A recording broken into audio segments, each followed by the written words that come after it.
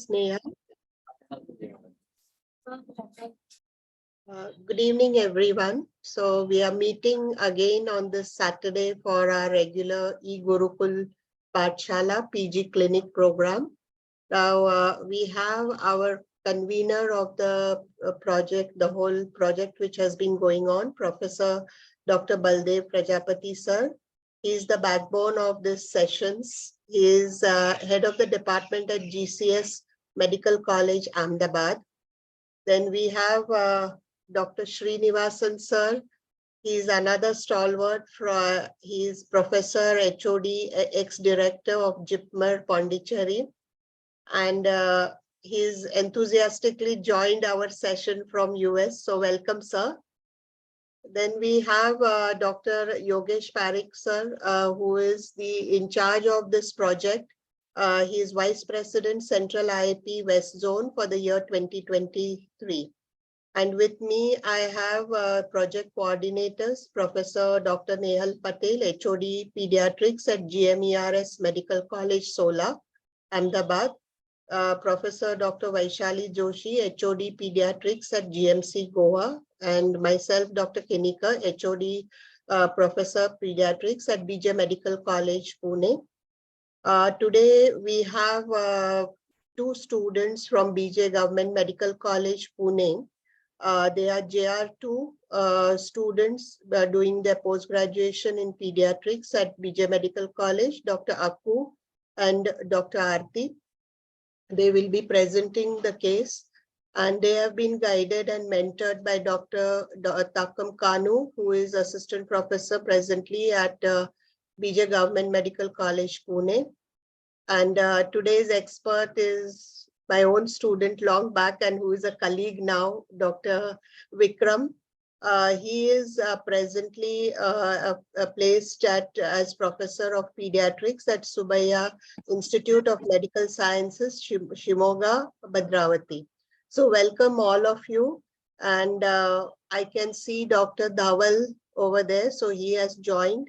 So we have some people still joining as our postgraduate students, but we will start the session. And today we have a respiratory case, which Dr. Akku and Dr. Aarti will be presenting. So shall we proceed, sir? Dr. Prajapati, sir? Yeah. Okay. So Akku and Aarti, can you just on your video if possible? Yes. Say hi. Say hi to everybody. Good evening. Good evening, ma'am. Good evening, sir. Okay, so you want to present as a PPT? Do you want to start it? Then you can start sharing the screen. It's at the bottom. Yeah, you can start it.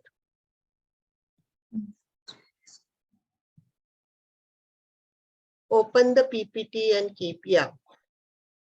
Put it on the full screen. Yeah. Okay, over to you. Yes, ma'am. Good evening, ma'am. Today we'll start the session with death history. 7-year-old male child.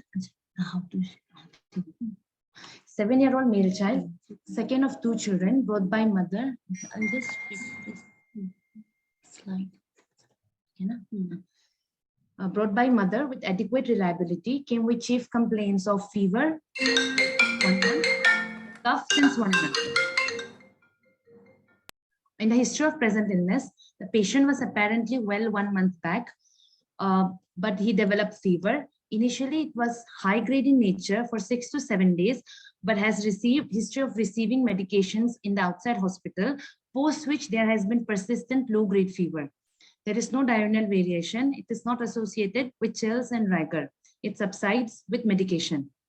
The patient also has cough, which is dry cough, no history of any hemoptysis. There is no history of any diurnal variation.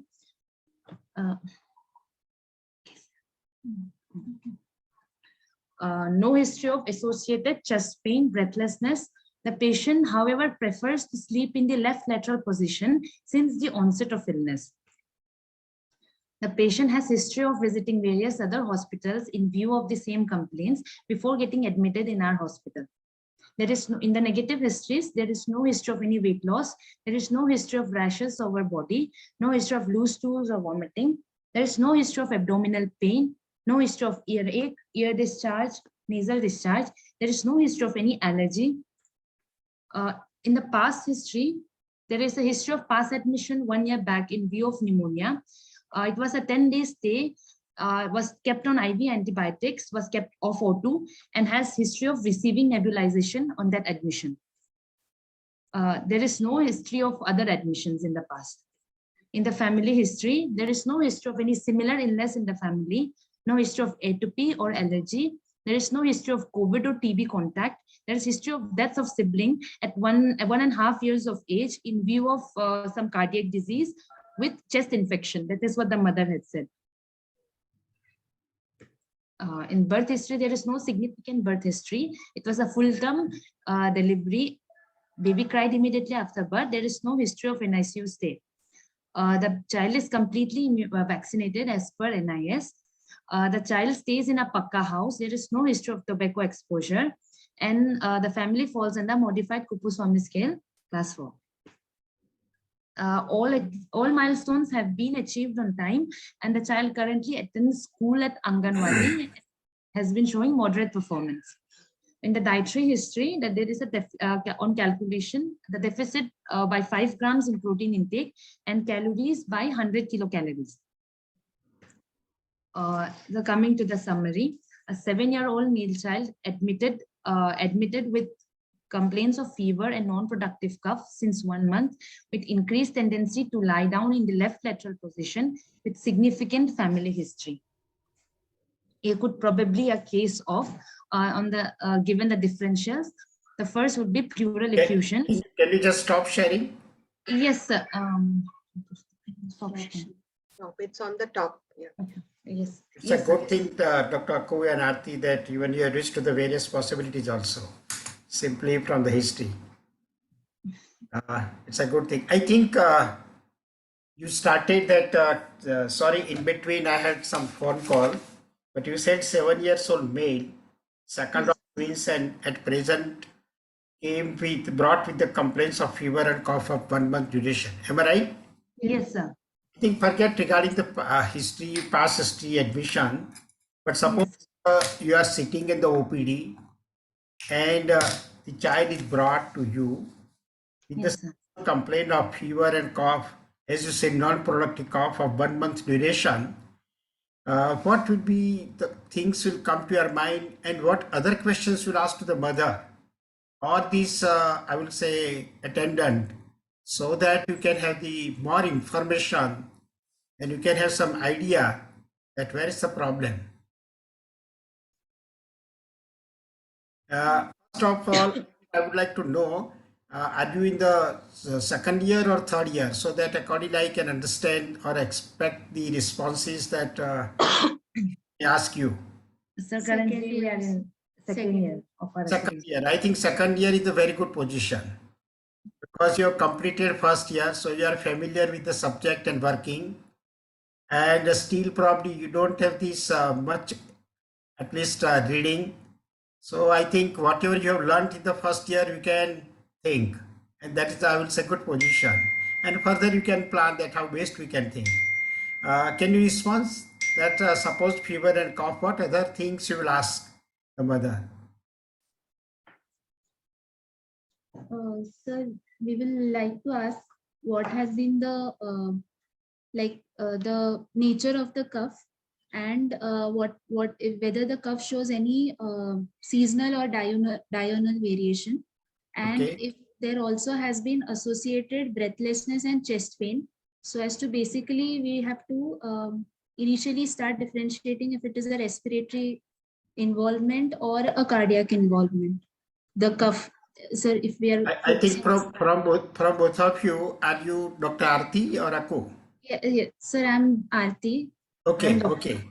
Aarti, suppose if we take only the 2 symptoms, that Yes, fever and cough of 1 month, already you qualified that this cough is of dry in nature, it's non-productive cough. then what things will come to your mind? The cough can be either of a cardiac origin Okay, or it can be a respiratory origin. very good. How will you differentiate? It's a 7 years old child. Sir, we can ask for associated associated cardiac cardinal symptoms Okay, like like chest pain, or if the we can ask the mother. Usually, if the child has do you get the chest pain common in cardiac conditions in practice, in pediatric practice? In pediatric practice, respiratory cause can present as chest. I think let me go according to you. Suppose let us now forget regarding your fever and cough. Come on to the chest pain. Yes, yes.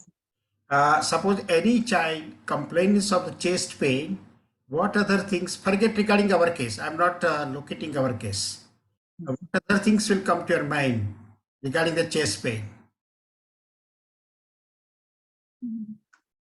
It can be acid First, I think you should know the various causes. Then I understand that you will try to ask the information and then you gather the information and try to decide that it is related to what problem. Just enumerate the common causes of chest pain in pediatric practice. GERD, uh, GERD, Sorry. GERD, sir. Very good, very good. How the GRD patient will present with the chest pain? Sir, the child will usually point to the lower chest region, or the mother will Suppose say, child is, you know, GRD is more common in the younger babies. yes, sir. 1 year old child. How the child will present to you GRD with the chest pain? So the child will be more. I'm asking the question, you know, that 1 year old child cannot complain. Yes, sir. chest pain. So the How child, how the child will present to you? sir, the mother will tell us that the child gets more irritable or starts crying when the child is put in a lying down position. Very good, very good. She takes him supine. The And child, what other symptoms will give you the idea that this is likely the GRD? Recurrent chest infections can be there. Okay. There is the child will also have coughing. Usually, after meals, after feeding the child may have bouts of coughing. Any specific position where the child develops the chest pain or these manifestations of GRD? when lying down position. Lying down position, and therefore what time of the day? So Or usually at night nocturnal. Nocturnal. Yeah, that's why you know the chest pain. So irritability of the child, usually arching of the baby due to the position, because it is reflux esophagitis. What is the sign? Therefore child is having failure to thrive, Arching. eating, irritability, and particularly more so in the lying down position or during the night. Probably that will give you the idea that yes, this is the GRD. Very good. Any other cause? Sir, I wanted to ask them, what is the Sir, name of yes, the sir. sign? Sir, please. What is the name of the sign where you said arching, you know? Yeah. Specifically, one name is there, you remember?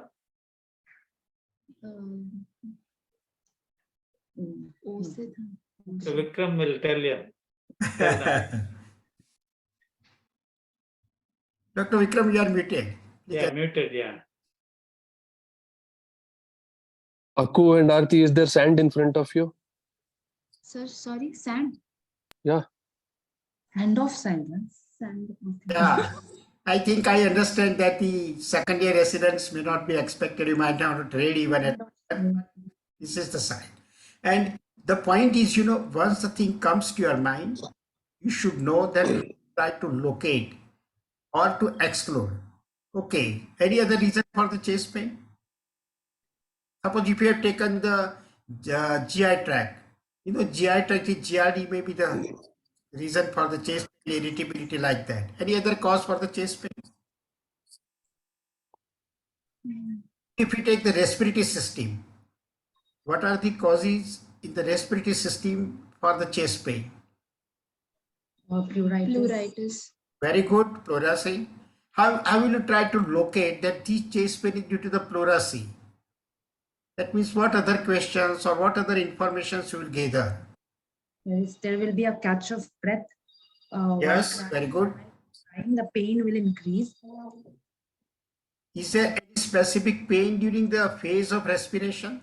The inspiration, Yes. especially during deep inspiration. Very good. Deep inspiration. Then whether the child is getting relief in specific position, that means pain decreases and therefore child prefers to lie down in that position. What is that position? In which position?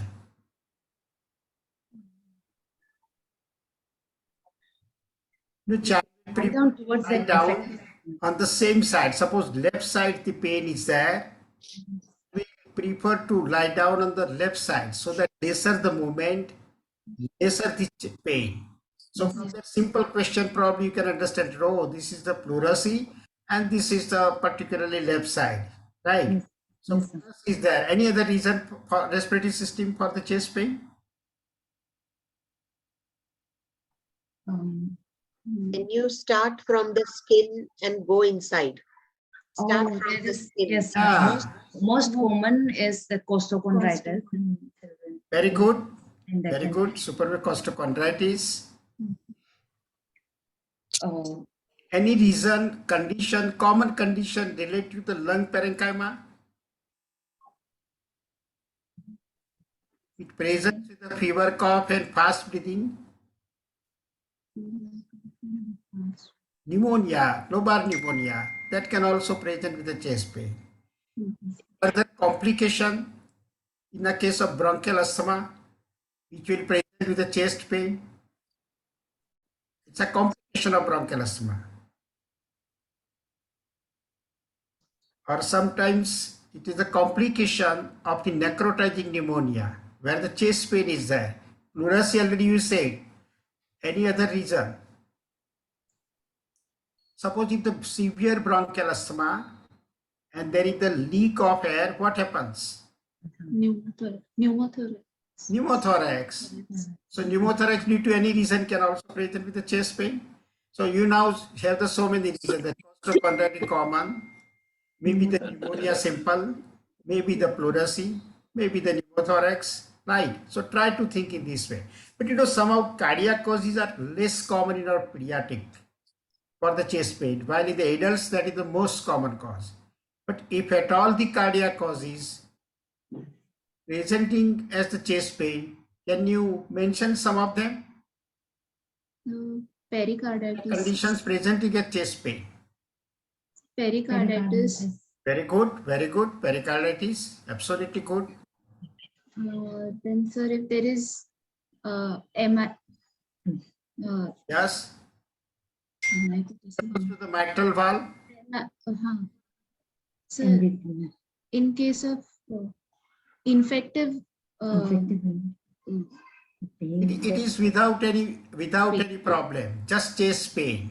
On echo, somebody will say, and the chest pain is retrosternal, more common in the females particularly. When children but adolescents, yes, related to mitral valve, and that is mitral rheumatic, collapse. rheumatic, And any cause related to Kawasaki, which may acute coronary chest pain. acute coronary syndrome, sir. Coronary syndrome, right? So these are the things. I think what I mean to say, you know, in the exam also the viva is going to be like that, not necessarily the which case you have prepared. I think mentally we should be ready that these can be the various reasons, and at least in the, I will say, where the patient comes, you can think. Coming back to this, our fever and cough. You know, the cough, very nicely we are discussing. Can you just define the cough? It's a question of physiology. How will you define? Don't bother for the exact words which our textbook has given. But what is your understanding? You can put, I will say, in the form of some understanding regarding the cough. Sir, cough is a forceful. Very good. It is forceful while expiration against the closed glottis. I think you know everything. Just I will say the job of the teacher is to bring these things to our mind. Absolutely. So cough is a really protective mechanism. And if you know the protective mechanism, unnecessarily you will not suppress with the drugs. That's the point why I'm asking the question. Right? You understand that this is a protective mechanism. And how it develops? Initially, deep inspiration. Then some pressure is created. And that pressure, there is the explosion during the expiration. So that whatever the irritant can be thrown out. That's a very simple mechanism. And this is the protective. Right? Suppose 1-year-old child, healthy and hearty and playing. There was no any complaint, no fever, nothing. And mother talked to you that suddenly child started the very bad cough. What thing should come to your mind? So some Some foreign body. aspiration is- Absolutely, very good, very good. I think second year students are answering in this way. That is fantastic. You may be knowing, but immediately coming to the mind and to answer that too for the second year resident. I understand it's not that easy. Probably for Dr. Vikram, it may be he may be considering that sir is discussing very superficial things.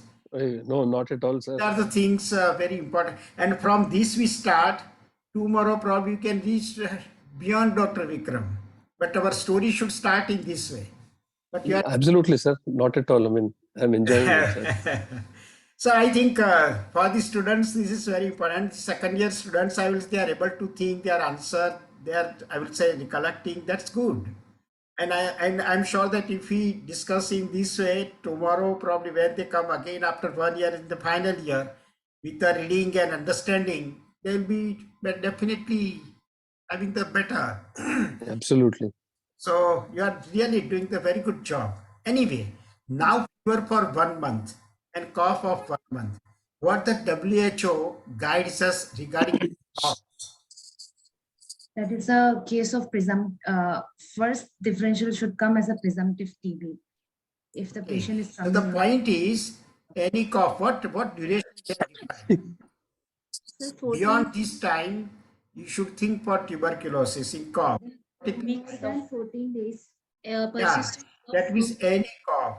You know, but what is the adjective for that cough? Unremitting cough. Yes, sorry. Dr. Aku, you said something?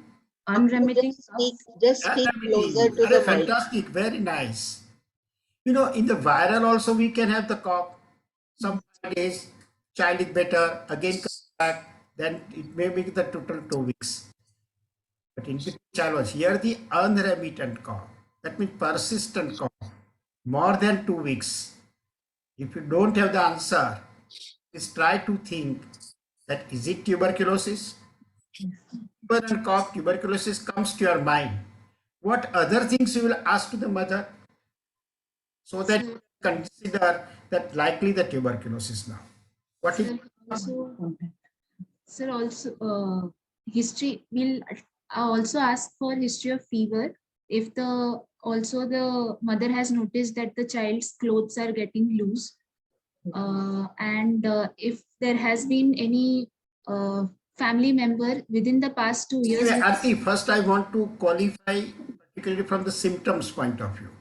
One fever documented. Yes, sir. We noted. Yes, sir. Dr. Aku said that it is a non-remittent cough, persistent, more than 2 weeks. Then I think it is highly suggesting us the tuberculosis. But what the third point you should ask the mother? Which is more likely? Sir, weight loss. If the Weight child loss, very important. But how will you qualify the weight loss? Sometimes even with mild fever also some weight loss is going to be 30%. But when will you say that this is a significant weight loss? What is the definition? Sir, it should be more than 5% in the past 3 months. Or inability, if it is a SAM child, then inability to gain weight in spite of adequate rehabilitation. I think if I examine her, I can understand that you have read the National Tuberculosis Elimination Program. You may not remember everything, suppose, but if you put in this way, that it indicates that you have read it. Very good. Perfectly all right. Perfectly all right. Anyway, now coming to our case back. Here it was the complaint of fever and cough of 1 month you describe in detail. Can you think that what can be the reasons for the cough? It can be an allergic cough. In this particular case, In this particular case. because you say it's a non-productive, Yes, sir. right? So then what can be the reason? You know, the suppose recurrent cough, you can think for the bronchial asthma, but here it is not there, you say. It persistent. It is dry cough.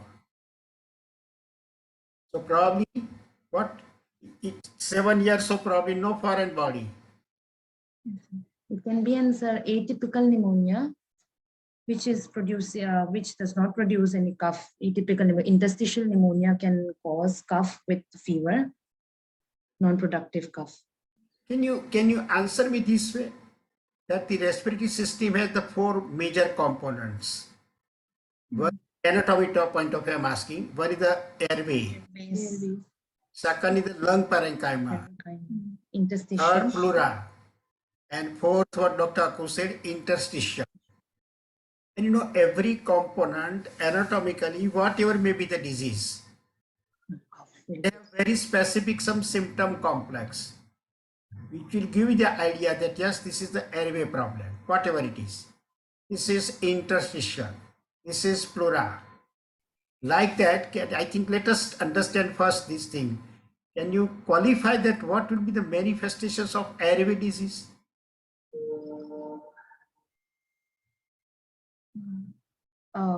Breathless. With cough with breathlessness. So child will also have breathlessness. Some Okay. degree of breathlessness. Okay. If I ask you in some other way so that you can understand, very bad cough is a feature of which anatomical part?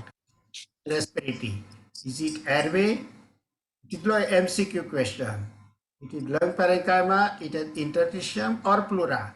Very bad cough. The feature Airways. component.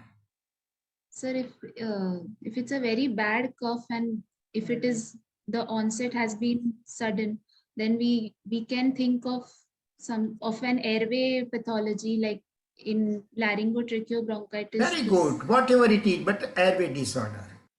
Absolutely. Then according to circumstances, age, symptoms, you can think that what it likely cause, but it's airway. Suppose recurrent, you may say asthma. Right? Suppose immediate toddler, as you were discussing, maybe the foreign body, right?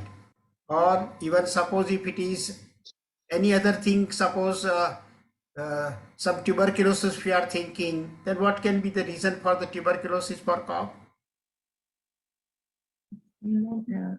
Suppose there is some paratracheal gland in the X-ray and cough is very bad. How will you explain this gland and the cough? It is stimulating the cough reflex, the vagal nerve, it can stimulate and it will induce the cough. Yeah, compressing effect on the airway. So I think this is the basic which if you understand, you can have the several regions. Now here the fever, that means think in this way that likely infection, that is the most common cause. Maybe some inflammatory, but I think for us commonly the infection. It's a cough, so maybe the airway disease. If it is non-productive, and I think there is no fast breathing, am I right? Is there any tachypnea or fast breathing? No, sir. No, sir. Yeah. So I think you know this. What is the importance of tachypnea or fast breathing? There is underlying. If I take to you what WHO has given the importance to tachypnea, even for the paramedical persons. Or either it is pneumonia, no pneumonia, It is or for it's severe trials pneumonia. in- Very good, very good. I think you know all the things. Tachypnea, they have considered so sensitive and consistent, I will say, finding. Therefore, they have given the more importance to tachypnea. Basic concept, I think, let me share with you that why this WHO has given this much importance. You know, under 5 mortality of our country is high as other developing countries. And for under 5 mortality, one of the major contributor is a respiratory system, particularly pneumonia. And therefore they thought that how we can bring down this mortality due to this pneumonia. And scientists located that fast breathing tachypnea is a very good indicator, consistent indicator for pneumonia. Not every time maybe the pneumonia, maybe sometimes bronchiolitis, maybe sometimes even the asthma, maybe sometimes a metabolic disorder or acidosis, but commonly due to pneumonia. And therefore we train the paramedical people, because everywhere our medical person is not available, so that they understand the importance of the fast breathing. They can, as very nicely Dr. Aku classified, even we are teaching them that is it no pneumonia, pneumonia, severe pneumonia, simply from the breathing and fever cough. And accordingly they can refer early so that you can bring down this mortality rate. So this point of view, this tachypnea is more important, right? So here fever and cough, you consider that likely some infection. I think something else in the past history, then we'll go to Dr. Vikram, final word. Yes. For the past history, Dr. Arti. Yes, the past history, the child had history of some chest infection 1 year back, for which he was, yes, for which he was admitted for 10 days and received nebulization and IV antibiotics during that stay. How will you try to understand? Sometimes record may not be available to us. Yes, sir. But what information you ask the parents may not be, I will say, very clear information. But likely that was it really pneumonia? Was it really some viral infection associated with, or really some foreign body or something else? How will you try to locate it? You said nebulizer was given. Yes, sir. So we understand that there must be some hyperreactive airway manifestations in the form of the wheezing and something with the fast breathing, right? And even antibiotic, I think very difficult to decide from that, whether with infection, without infection, any fever, child receives the antibiotics anyway. But whether the chest X-ray was taken, whether they were told the parents by treating person that what he has seen, probably that you may get the information. Anyway, can you link that history with our present illness? Or otherwise that was different story, and what we are facing is the separate issue. Is your thought? Sir, we can think of it as the child having recurrent chest infections, or we can also think of it as the child having been maybe partially treated, or and then the child has come back again. But I think Arti, you said it, that was 1 year back. 1 year back, yes. So that's why we would Do like. you expect that 1 year back somebody has partial treated, child will remain in between better for 1 year and again will come back to you? So that is why, sir, we are more That story is not there. yes, More sir. in favor of On the Recurrent. contrary, you can ask even for that clarification, that what was the situation of the child for 1 year after that episode. The child was totally all right, remaining some problems regarding the activity, regarding, I think 7 years old child, you can ask whether he was playing, going to the school, eating properly, was there any difference in the weight, right? I think these are the questions which you can ask, so that you can understand that occasionally suppose the same illness might be responsible and continued and at present brought to you with the fever cough. But I think these are the points which you can. Anyway, what is in the family history?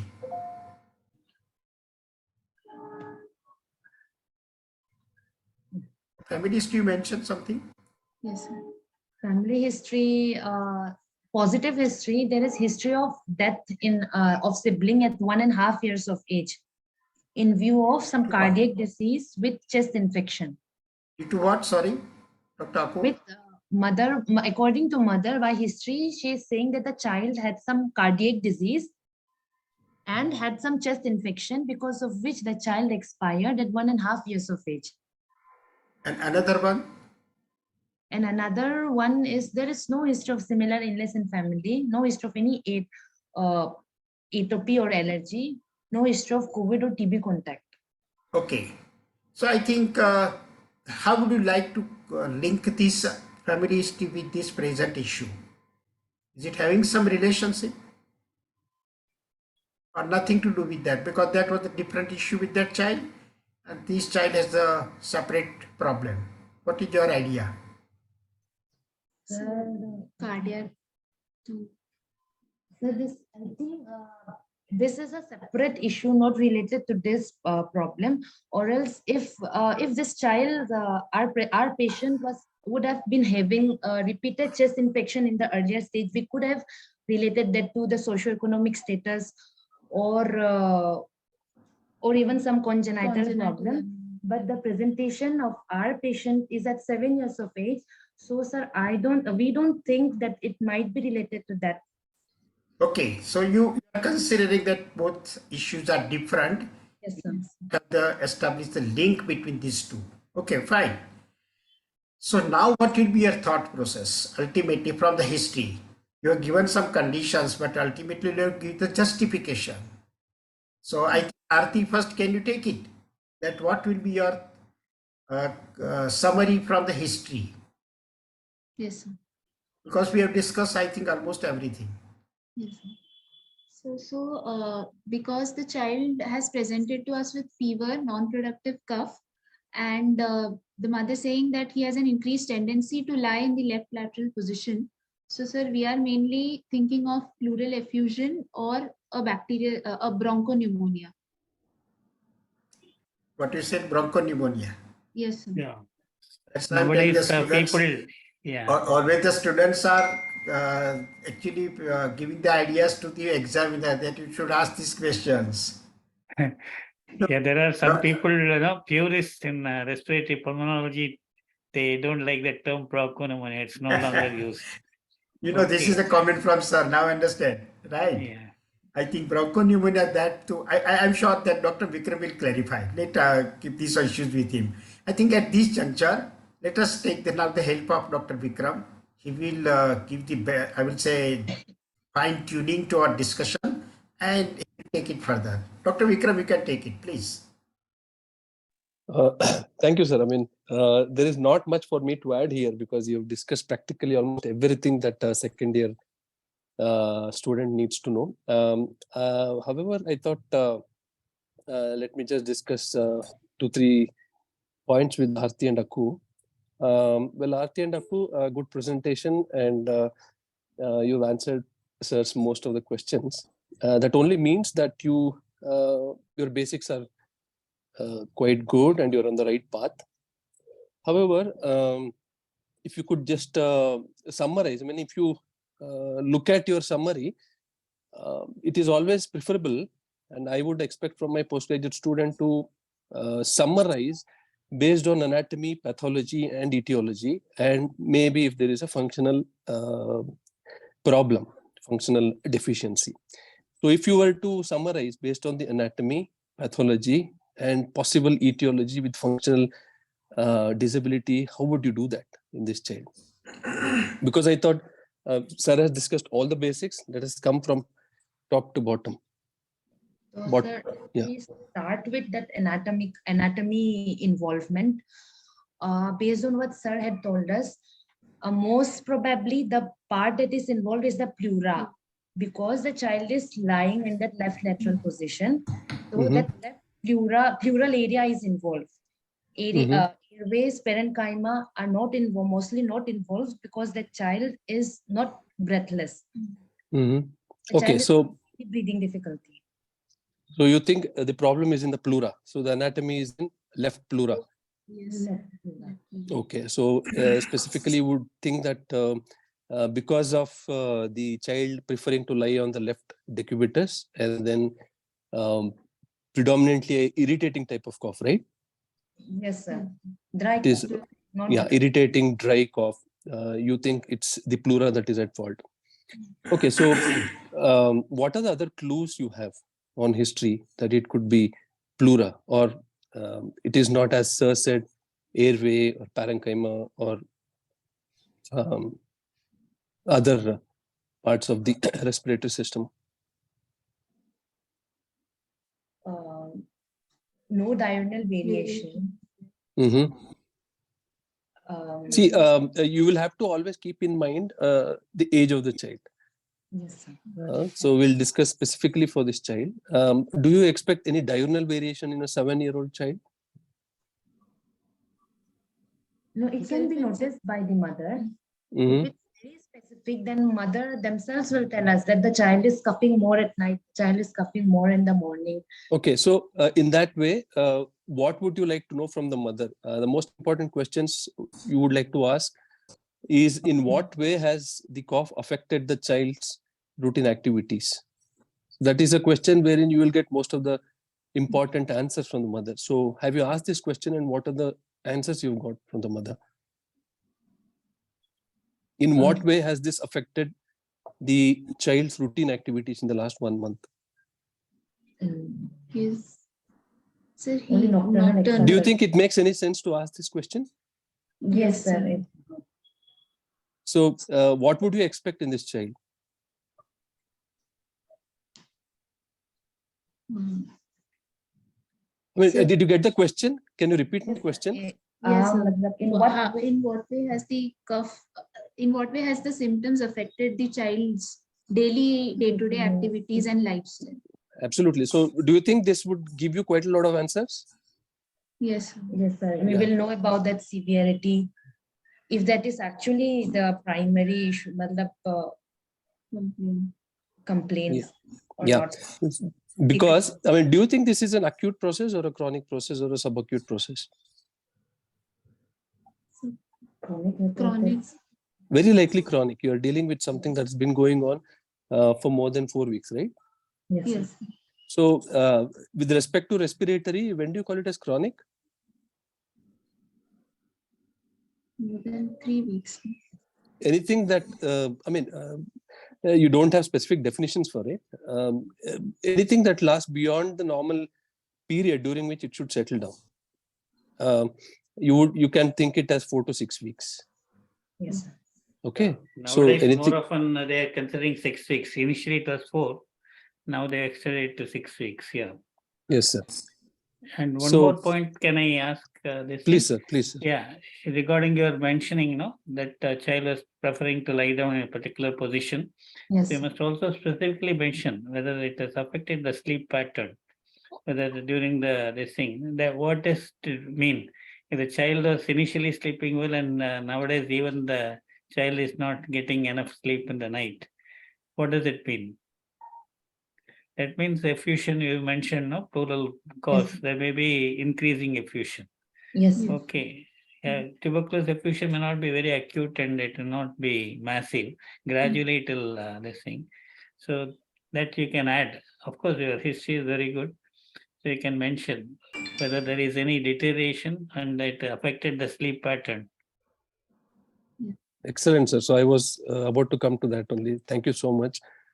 As Srinivasan sir rightly put it, just by asking the mother in what way this cough and fever has affected the child, you could have further narrowed down on your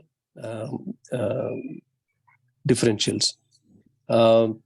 Because I would say for you to put it as pleural effusion in your summary after history may not be completely suitable, because pleural effusion is more of an examination diagnosis, post-examination diagnosis. Am I audible? Yes, sir. Yes, yes. Yeah. So pleural effusion, I'm sure you agree that it is more of a diagnosis after you've examined rather than putting at the end of your summary. So I would prefer you not to, I might be wrong, but this is what I talk to my PG students, that please don't put pleural effusion as one of your differential diagnosis after your history. What do you say, Srinivasan sir and Prajapati sir? Because you could definitely put it as a problem in the pleura, but may not be completely right to put pleural effusion or anything post-examination diagnosis there. The other thing would be, in this child, how do you explain a chronic thing going on, but the child's nutrition is quite good, and child's otherwise has been going to school, right? Yes. Yes. But no, So since this 1 nutrition- month, the child sorry. is not going to school. Yeah, so that's very important. Did you mention that? No, sir. Yeah, that is very important. Okay, so that is very, very important because that would again tell you that child has got some problem, some sickness going on that has actually hampered its routine activities. Because a 7-year-old child would be otherwise playing around, active, would want to, would prefer to stay outside, keep playing. But because of this illness, the child has not been able to go to school, has been staying at home, coughing. So it's a very important thing that the child has missed the school for the last 1 month, right? Yeah. So the next thing is, and as you mentioned, the activity, daily activity, whether child is lying down most of the time or going about, that also is another which is just now mentioned. Okay. So the child, that gives an idea of the intensity of the problem. Yes. The next thing is, I'm just trying to put in the puzzles there, trying to solve the puzzles, because Prajapati sir has covered quite a lot of things. So I thought I'll just try to fine tune. Next thing would be, in your past history, I would have expected something more, some more information about the problem that the child had. This was exactly about a year ago when the child was admitted for 10 days. And you said the child was admitted for 10 days. For what? What exactly? There's some. Mother has clearly said pneumonia. Yes. Mother has used the term. Yeah, because if a child was admitted for 10 days, and was it in a private setup Yes. or a government medical college? Yeah, so that is again important, because you'll get a lot of clues there. Was the child on oxygen? Of O2. Did it require oxygen for some time? The child was off O2, was kept on. No, off O2, or was never on O2? No, was never on O2. No. So why would the child remain in a hospital for 10 days then? He was receiving nebulizations and IV antibiotics. Yeah, so would you, so that again, dwelling into the past history, trying to ask finer bit of questions will again give you quite a lot of answers. So what could have caused pneumonia in this child? If at all that was pneumonia, the age of 6 years, why should the child develop pneumonia?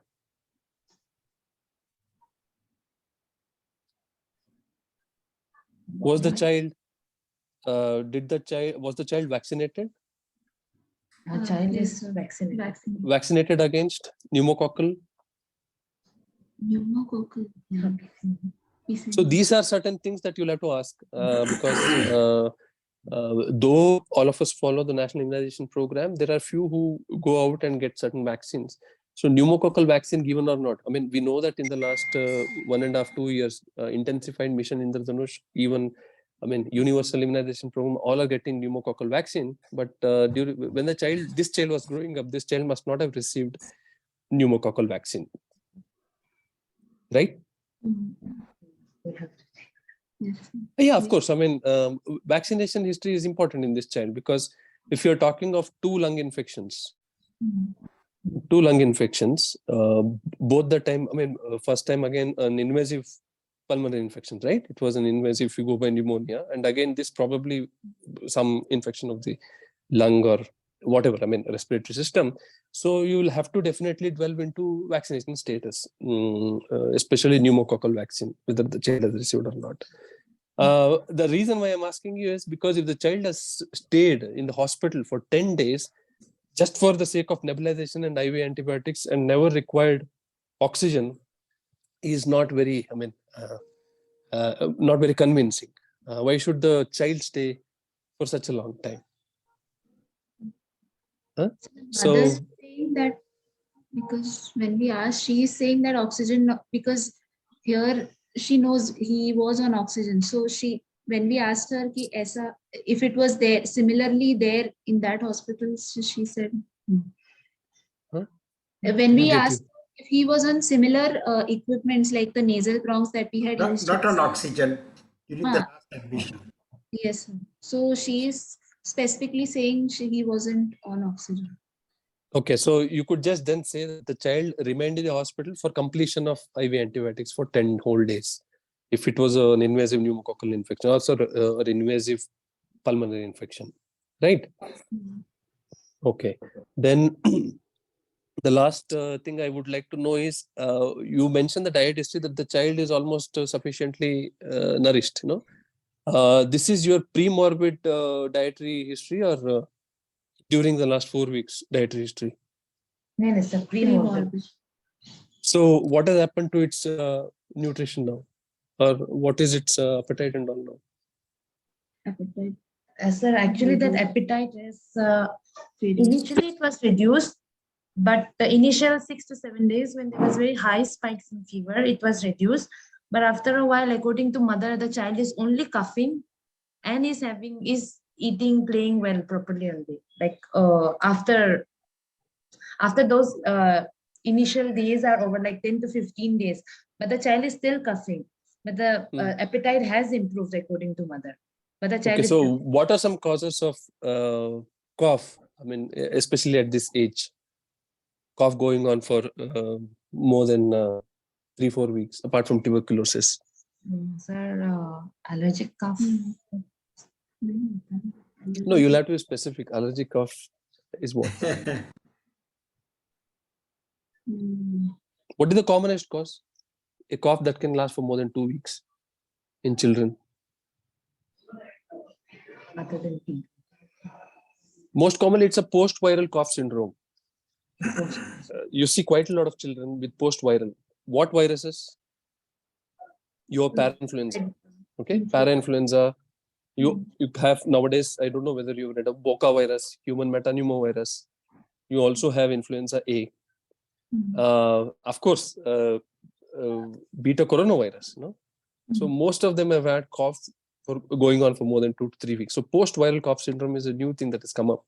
So you just need to know about that. Post-viral cough syndrome, it will be dry, irritating cough, present throughout the day, sometimes maybe also present at night, but can last for more than 2 to 3 weeks. And of course, you all know about the 100-day cough.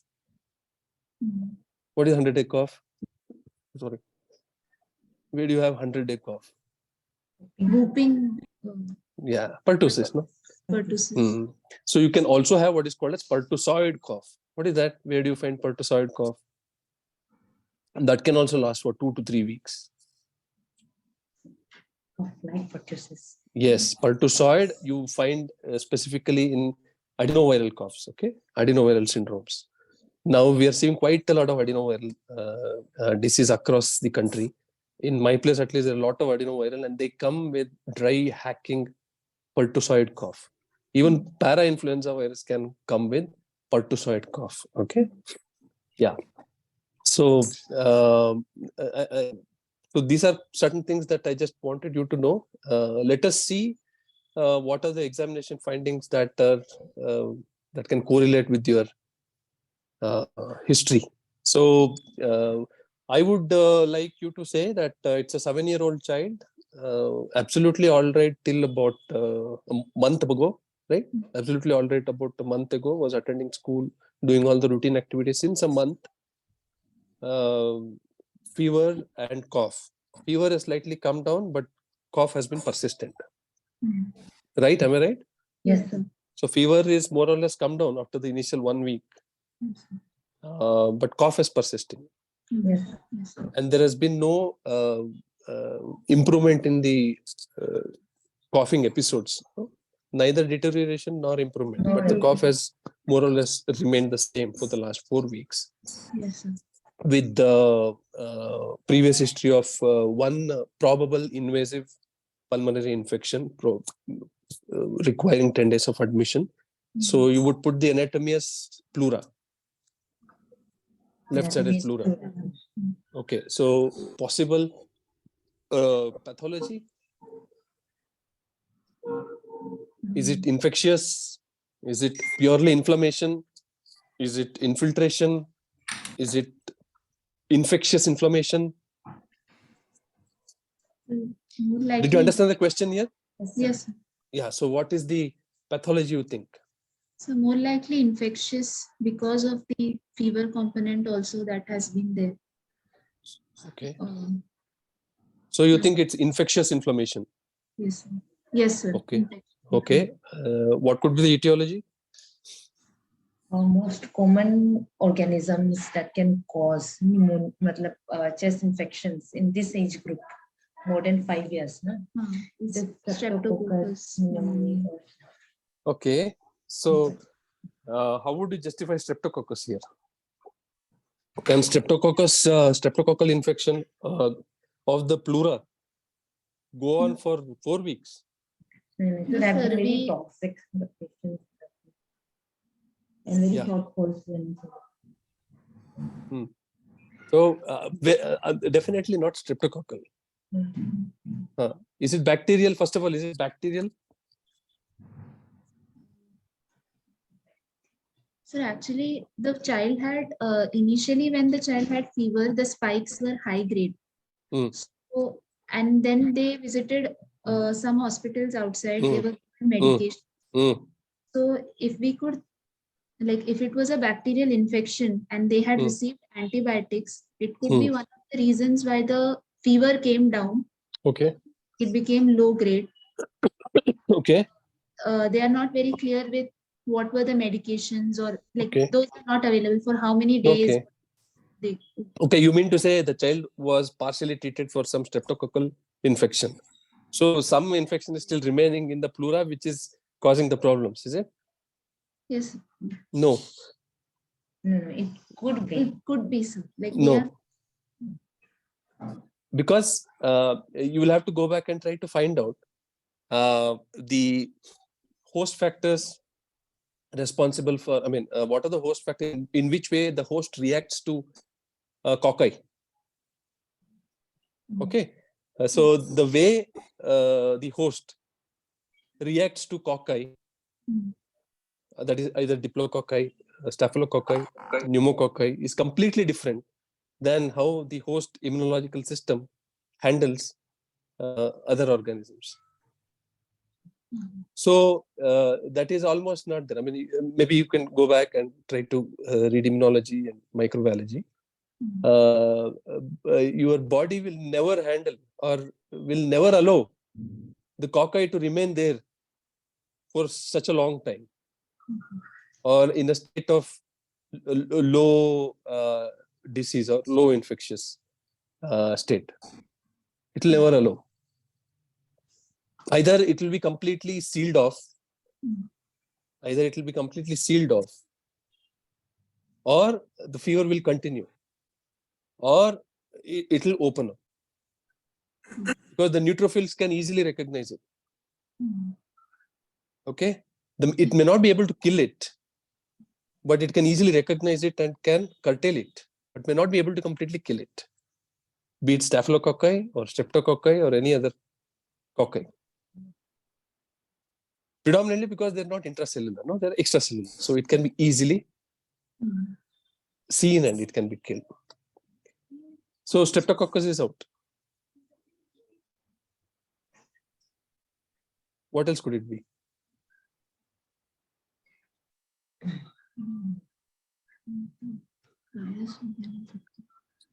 No, if you're thinking of pleura going on for chronic, it has to be tuberculosis and nothing else.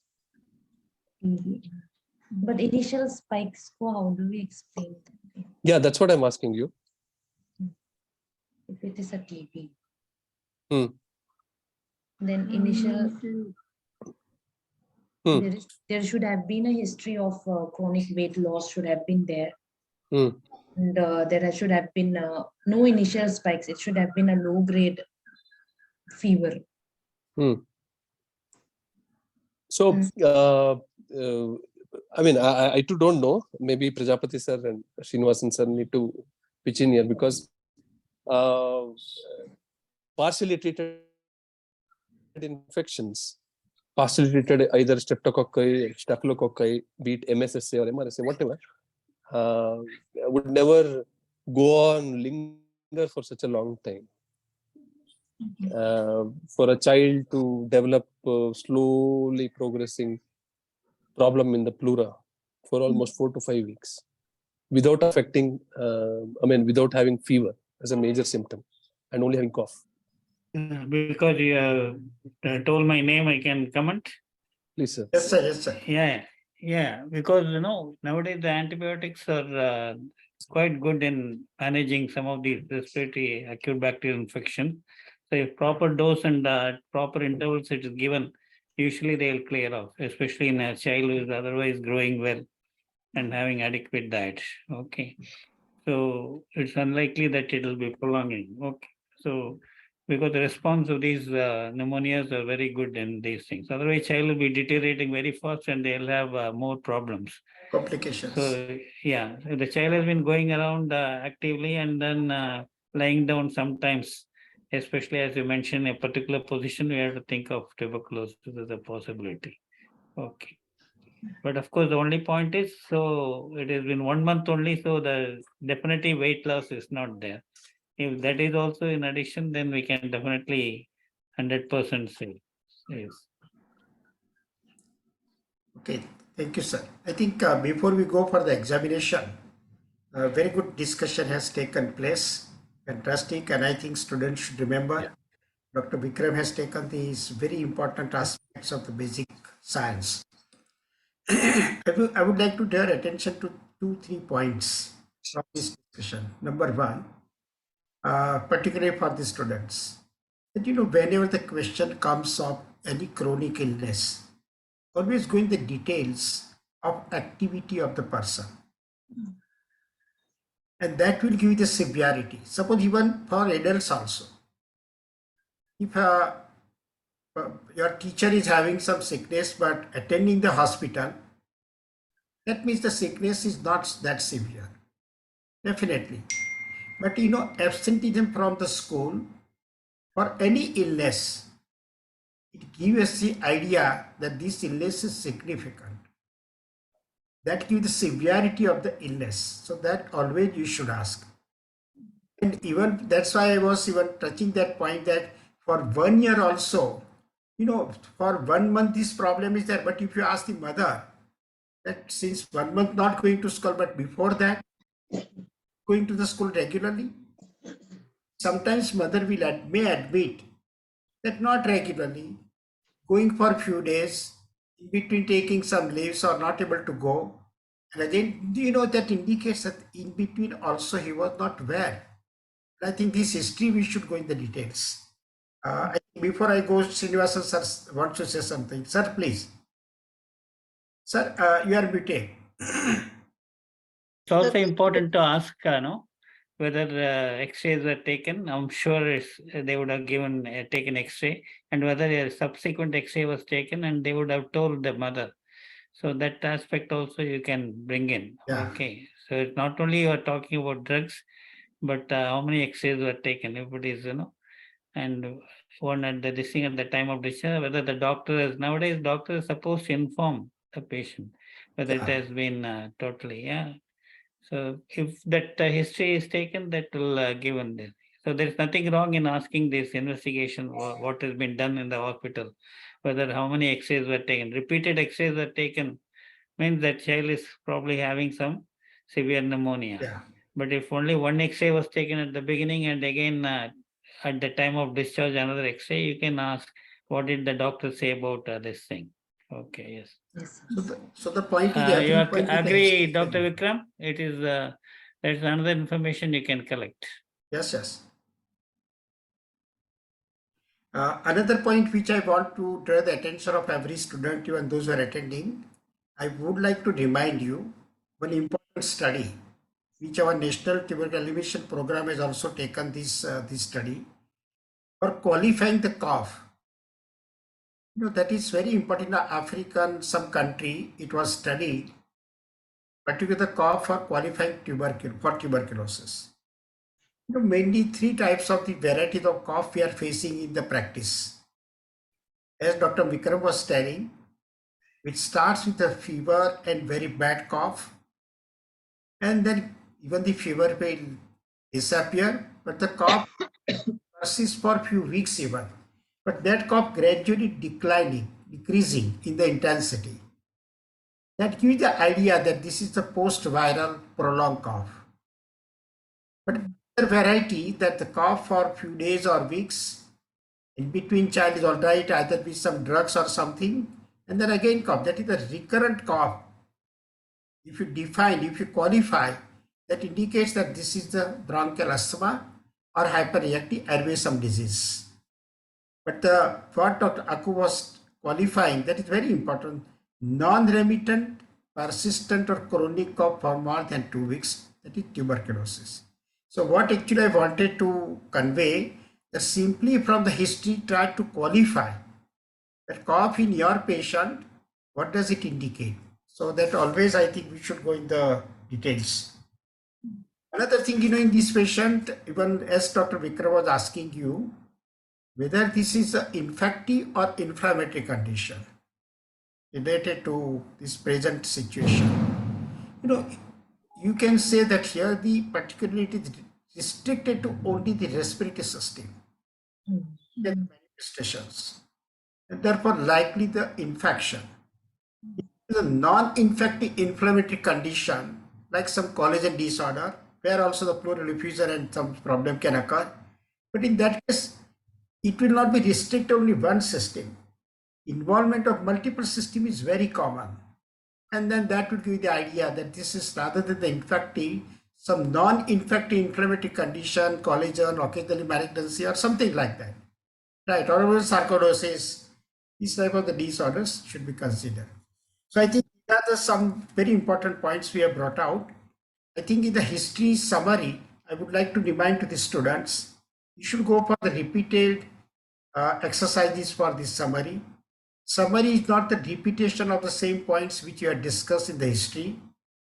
Try to come out with your some inference or I would say hypothesis, that what type of problem you are thinking in the present situation, and try to derive, as Dr. Vikram also insisted, initially I also said that anatomy, which part of the respiratory system suppose, that what is the likely pathology, infective, non-infective, inflammatory, something like that, or even the hyperreactive, that is I will say our pathology, and likely etiology. Etiology may not be possible even to decide from the history only, unless very specific conditions.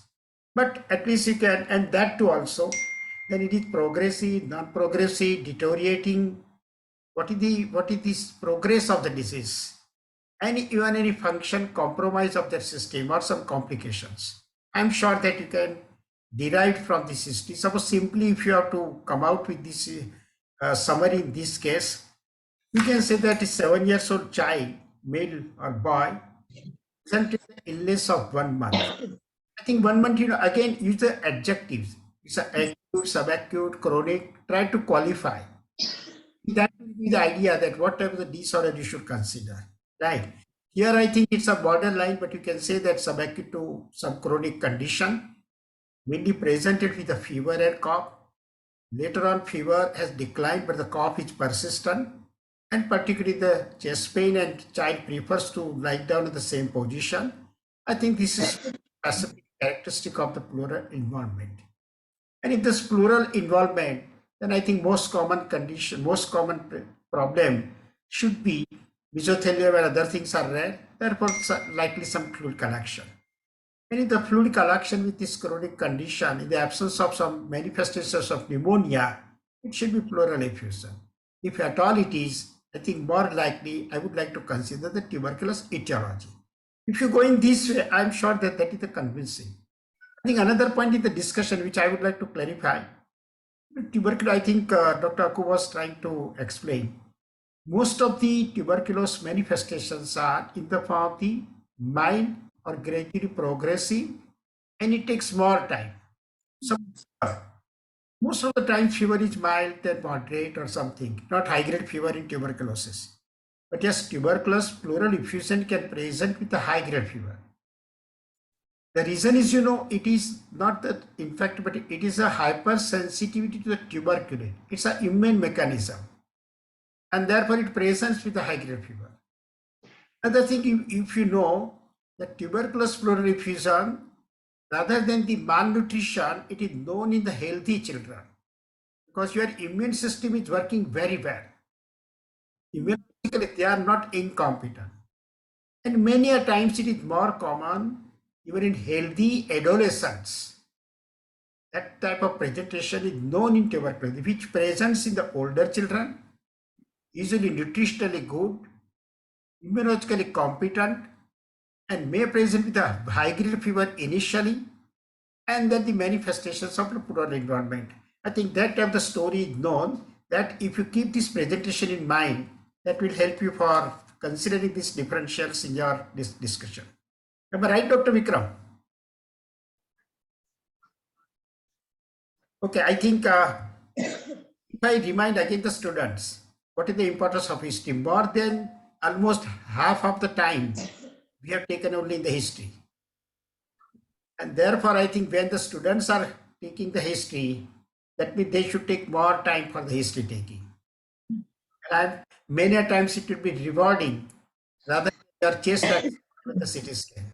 Right. So please keep in mind, this is, but I'm sure that even being this second year residents, fantastic information you have collected in your case.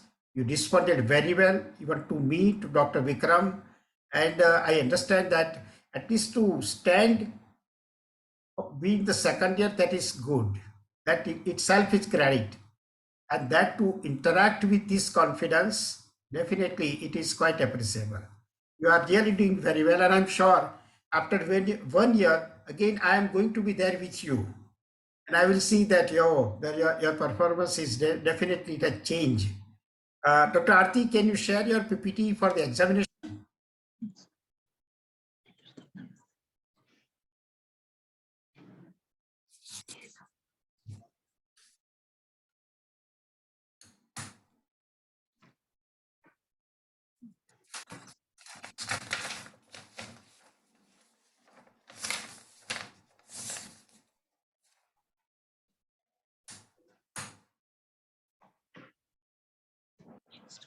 Go to the next slide. Yeah.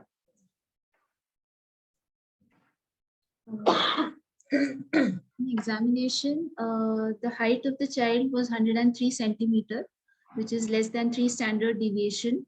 Weight was 13.3 kg, again less than 3 standard deviation, and BMI was 11.3. Less than 3 standard deviation. So the child the child is undernourished with stunting and wasting.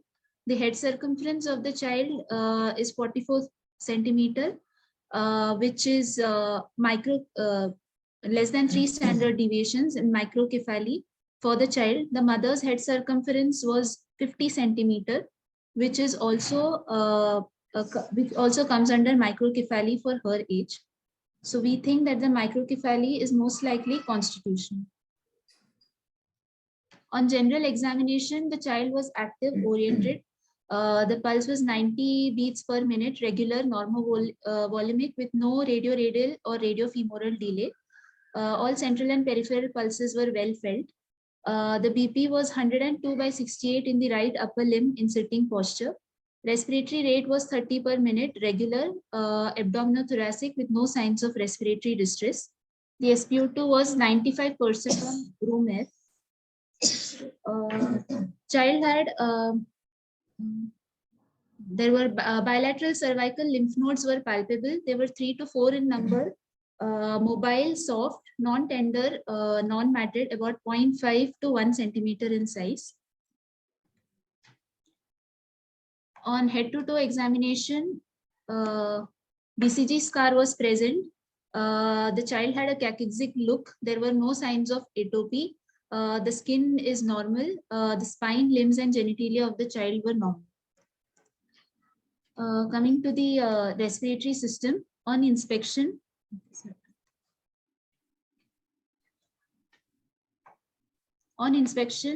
the respiratory rate was 45 beats, 45 breaths per minute, abdominothoracic, no use of accessory muscle seen. The chest wall was bilaterally asymmetrical with flattening of left-sided chest wall seen with reduced movement of the left-sided chest wall. No dilated veins, no pulsation seen. Back and spine was normal. On palpation, trachea is in the midline. Expansion of the left hemithorax was lesser than the right side. No local tenderness could be elicited. Reduced vocal fremitus on the left side.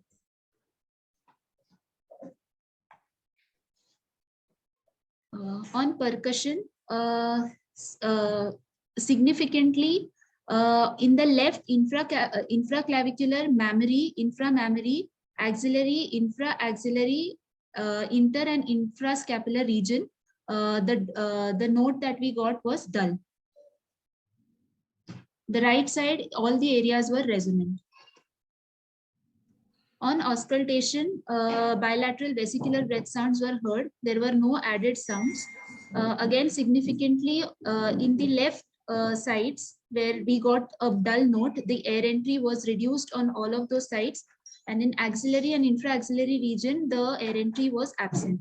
On the right side, the air entry was present and good, heard well. On examination of the cardiovascular system, S1, S2 heard, no murmurs.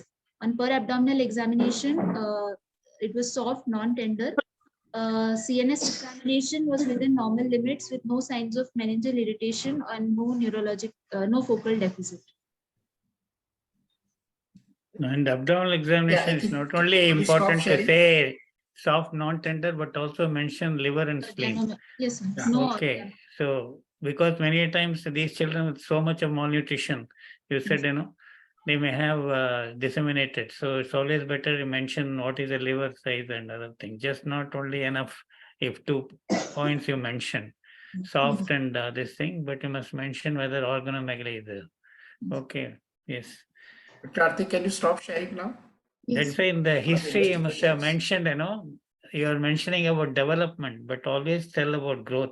I'm sure mother would have seen the same age 7-year-old child, how tall they are, and this thing you should have mentioned a word about the growth aspect of the child, which you didn't mention. I wanted to mention that earlier, but I thought I will see after this thing. Here, significant, short stature is there. Any mother will know. They will be comparing with the neighboring children. So they would have, you should ask that question.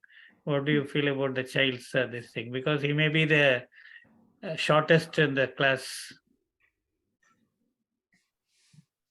I think Dr. Vikram, can you take the examination points? So, excellent. I mean, you've covered most of the examination findings. So, if I were to go back to the history and ask few questions, what else would I add in this child? Sorry, sir. Sorry, sir. Wait. Sorry. You have examined the child. Now, do you want to go back to the mother and ask some questions, which you may have missed that time, but your examination showed it now, which was not what Dr. Srinivasan sir, sir always likes you all to say something about growth, not the development alone, but also mother's concern about growth. So what were the indicators in examination, but you did not get those answers from the mother in the history? Regarding that growth. Undernourished, the child was undernourished with stunting and wasting. So we did not ask. Yes. Okay, so how was the general health Dr. of Vikram, one request to you. I think your volume is something place or you are not audible properly. Can you not audible? We remain near to the mic? Hello? Can you come close to the mic? Okay, am I audible now? Yeah. Okay, so I understand you are very soft spoken, but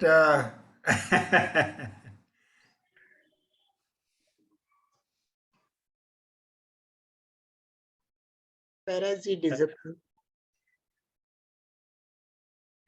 So if in the meanwhile, can I make this thing, madam? Yes. Can I make a comment till yes, he sir. comes Yes, sir. back? Sir, please. Can you tell what is the definition of pediatrics? You don't mind me asking this? I always tell this to all the undergraduates and postgraduates. Pediatrics is a branch of medicine dealing with children from the time of conception till the time of completion of adolescence, marking the end of linear growth. Okay, delivering preventive, promotive, curative, rehabilitative, and palliative care to help the child achieve maximum optimum growth and developmental potential. So you always give developmental history, but growth parameters. So you should have asked, have you seen others? They must have gone to the school, to leave the child. They would have compared, or some children will be coming to play. So that one question you can ask, that will tell us whether the child is having a chronic problem or acute problem. Yes, sir. Fantastic, Okay. fantastic. Yeah. I think but we have to remember. Yes, doctor, So, you can take it further. right. So, how has the general health of parents been? Are they on medications? Mother is also very thin built. Okay. Are they on any chronic medications? Are they on medication for a long time? Either of the parents? No, not on any medication. Okay. Why do you think this is important? Why do you think I'm asking this?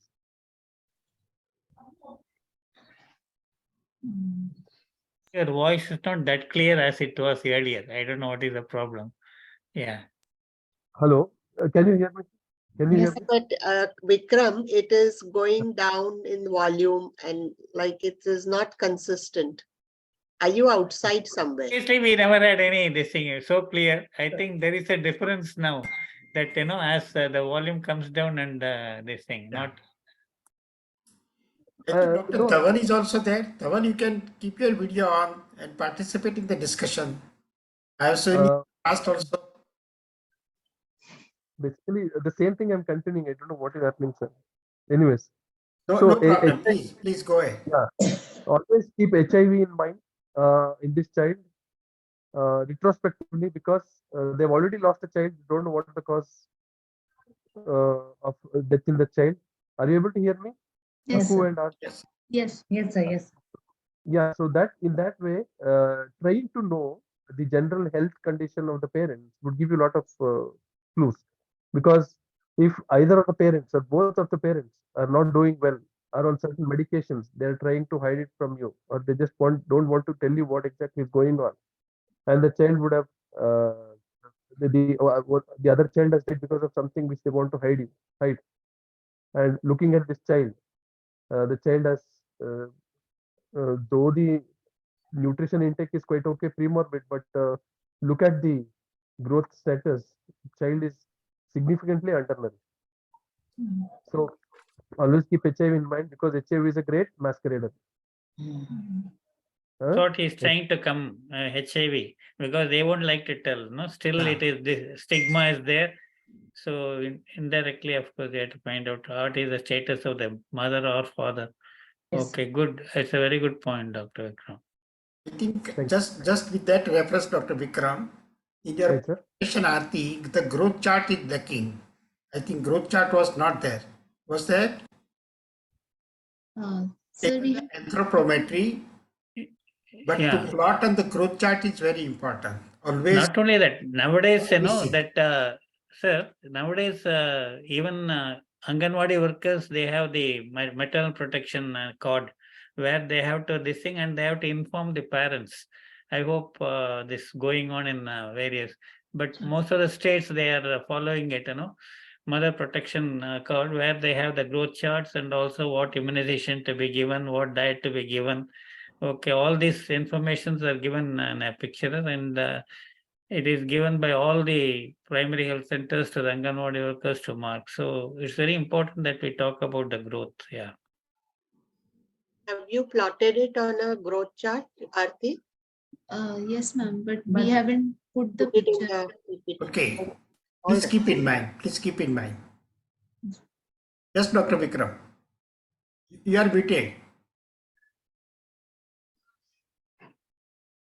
Can you unmute Vikram? Dr. Yes. Vikram, unmute yourself. Unmute. Yeah. So do you agree now that going back, asking certain history many a times, because I have had it, because Pune, BJMC, lot of ICTC, Kinikar madam has made us ask this question specifically, so that many a times we have picked up quite a lot of children with HIV just by going back, because many a times parents will never reveal. So you'll have to be sensitive enough to think about it and go back and ask. Okay. Yeah. So now coming to the examination proper, you've actually done a thorough respiratory system examination. How do you interpret it? Growth, definitely the child is undernourished. And what is your interpretation, proper interpretation of this growth here? Stunted. The child is. Yeah, child is stunted, child's weight is less. So is it acute malnutrition, chronic malnutrition, acute and chronic malnutrition? What exactly is it? Because that's important. Understood the question? Acute and chronic. Both height and weight are less than the third standard deviation you have mentioned. But for that reason, if you have got for weight for height, probably that would be the idea that they are affected. Suppose weight is less, even for the height is less, that means it is chronic malnutrition. But even weight for that height is also less, that means it is acute or chronic. That interpretation should be made properly. That's the point what Dr. Vikram said. Definitely it makes difference in our interpretation. Yes. Yeah. So did you understand, Aarti and Akku? It's important that you interpret the growth parameter very, very well, because absolute parameters will not give you any clues. You can just say that he's stunted, he's undernourished, but your interpretation further in the form of acute malnutrition or chronic malnutrition, acute on chronic malnutrition will give you a lot of clues. This child very likely has acute on chronic malnutrition. So that would again add that the child was not doing well even before the onset of illness, and this insult has further added to the problem. Okay, right. So then coming to the immediate vital parameters, you said the child is tachypnic. I mean, you've mentioned that the child is otherwise general appearance wise the child is okay, but the child is tachypnic. Yes or no? Because you've said it as 46 per minute. Yes, sir. 30. Huh? 30. 46 per minute I saw there. 60, 50, 40. They have done the mistake. In the general examination, they mentioned respiration rate 30. Respiration examination, respiration rate is 46. Yeah. I think it's wrong. I also noted the same thing on the paper. Yeah. Yes. Yeah. What So, is the correct one? What is the correct one, Aarti and Akku? 30. 30. Say confidently, na. Either That's okay. 30 or 46. 30, sir. That's okay. You never make the mistake again in your lives. It's okay. Huh? 30, sir. No, child is 7 years, so naturally 46 is important. Yeah. Yeah, it is tachypnea. Huh? So how much is the this thing? 30, sir. 30. 30. Yes. Is it normal? For 7 years, it is not. So under ARI, how do you classify tachypnea? Sir, if it is less than 2 months, 2 months, it is more than 60 per minute. Between 2 to 12 months, it is 50 per minute, and more than 12 months, it is 40. Okay. So the child is 7 years now. 30 cycles per minute. Do you think it's normal? No, sir. It's like, Yeah. So you'll have to tell me. Interpret it. Sir, it is more than 5 years, like the tachypnic. Actually, it should So be. definitely we can say that the respiratory rate it's not normal. It's on the higher side. higher science. So what other things should you be mentioning there? So use of accessories. Yeah. So whenever there is tachypnea, see, I mean, I'm concentrating the ones which I think you need to know, because otherwise most of the things are okay. So when it comes to this child, when you say that the respiratory rate is on 30, when there is when the rate is increased, you'll also have to comment on work of breathing, and also have to comment on saturation. So in this child, there is a respiratory rate of 30, which is probably higher for the age. What about the work of breathing? There is no increase in work of breathing. There is no use of any accessory muscles. There are no retractions seen. And So it is saturation- almost like a silent tachypnea, right? Yes. Yeah, Huh. I want to make a comment. Can I I think sir make? wants, yes sir, sir. Please, sir. Yeah, because this child is a 7-year-old child, so you said air entry. More than air entry, you have to see the chest movement by keeping your fingers on the lateral as well as in the over the infraclavicular region to see differential expansion of the lung. That is more important in pleural effusion. Okay, because significant pleural effusion you were saying. So it's very important that you keep the hand and also you know that, no? How to see the air, this thing, chest movement. So air entry is objected by so many respiratory pulmonologists, pediatric pulmonologists. They say only in ICU setup you can use that word, but not in the general examination. It has been given up. Okay. So kindly try to see the position of the trachea, and as well as in the palpation, it's very important to encase the this thing, respiratory lungs on both sides, chest, and see how much expansion is there. I am sure you would have done it during undergraduate days. Yes, sir. Right.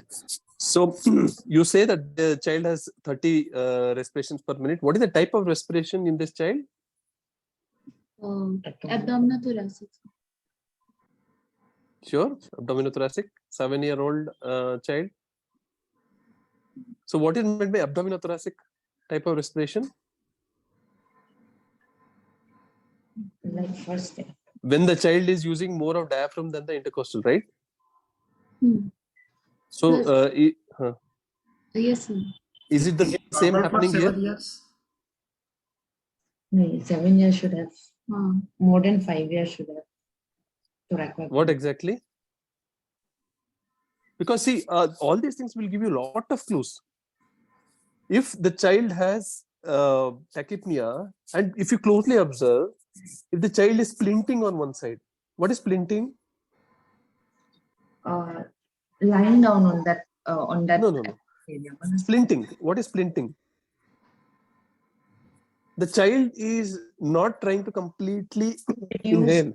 Reduce movement in that. Yeah. So if the child is splinting on one side, or the child is trying to breathe fast in order to splint one side.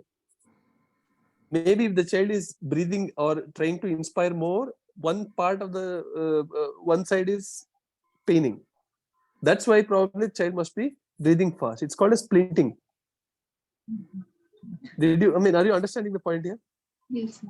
If there is pain on the left side, the child, in order to mitigate the pain, might be breathing shallowly but fast. So is that thing happening with this child here? But on palpation, it should be. No. We'll go to palpation later. Because So he doesn't have any increased, apparently visible increased work of breathing was not there. But that is what. So you just keep these things in mind whenever you examine a child respiratory system, especially at this stage, because you should spend 1 minute looking at these things. You should spend a whole minute counting the respiratory rate. And while you are looking at the chest movement for respiratory rate, you also look at the type of breathing, because that will give you a lot of clues. If there is pain, the child will have a type of splinting. Okay, what is paradoxical breathing? Have you heard this terminology? Yes, sir. Paradoxical breathing? Flail chest. Yeah. So paradoxical means while inspiration, the chest comes out. Sorry, chest goes in. Expiration, chest comes out. Paradoxical. So it is a paradox. Okay. So you need to know all these types of different types of breathing. So in the vitals, probably there is tachypnea without increased work of breathing. And saturation, you said on room air is around 95%. Okay. So is it normal? That is normal. Yes, sir. Yeah. So anything above 94 is what they take now. You take it as normal. So for how long did you check the saturation? Where did you check the saturation? So right upper index finger. Right index finger. Right index. So how long did you check the saturation? Because you'll have to check for at least 30 seconds. Okay. So sometimes if the child's hands are cold, or the peripheries are cold, you will have to ensure that it is not so, and then you will have to check. So for that, you'll have to prepare. So it will take around 30 seconds. You'll have to check and also check the waveforms, especially in respiratory system cases. You have to be very sure about all these things. Okay. Okay. So the child is maintaining saturations with a respiratory rate slightly on the higher side. And coming to the cardinal signs, that is pallor, icterus and all, did you find anything significant? What would you be looking for in this child? Sir, pallor, we'll be looking for pallor because the child is undernourished. Okay. And there's silent tachypnea, then anemia can also be a cause of. Okay. Would you be looking for clubbing in this child? Yes, sir. Respiratory cause of clubbing, but No, if does it make sense for you to look for clubbing in this child? clubbing ke liye it has to have a very long standing history. How long? To have. How long does it take for clubbing to develop? Some days, question. weeks, Yeah. months. How many weeks? How many weeks? Now, in acute empyema, within how many weeks you can find this thing? This is going to be a trivia. You'll have to go back and find out, because in this case, you have done very well. That's why all these questions are coming up. You've really done well, but these are the for you to get more than the distinction.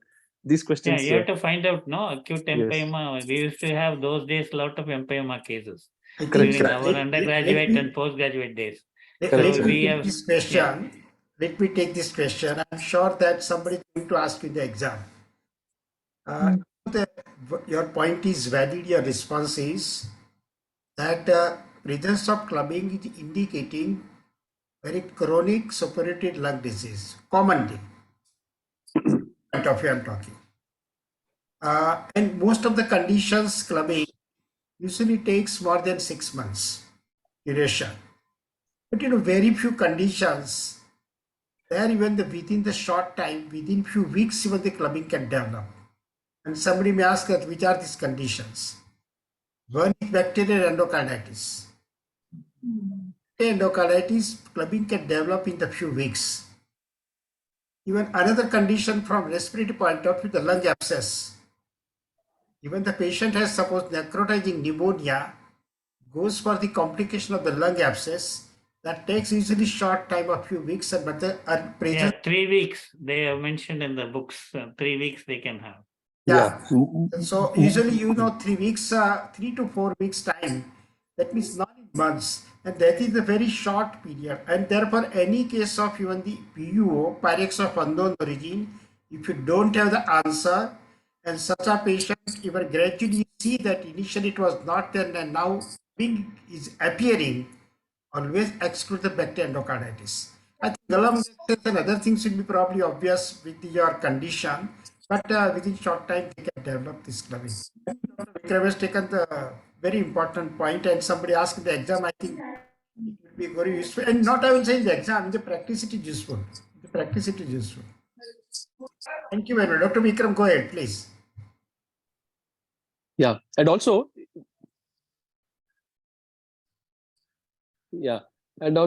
especially when you're a child with the HIV, HIV, children can develop clubbing within 4 weeks.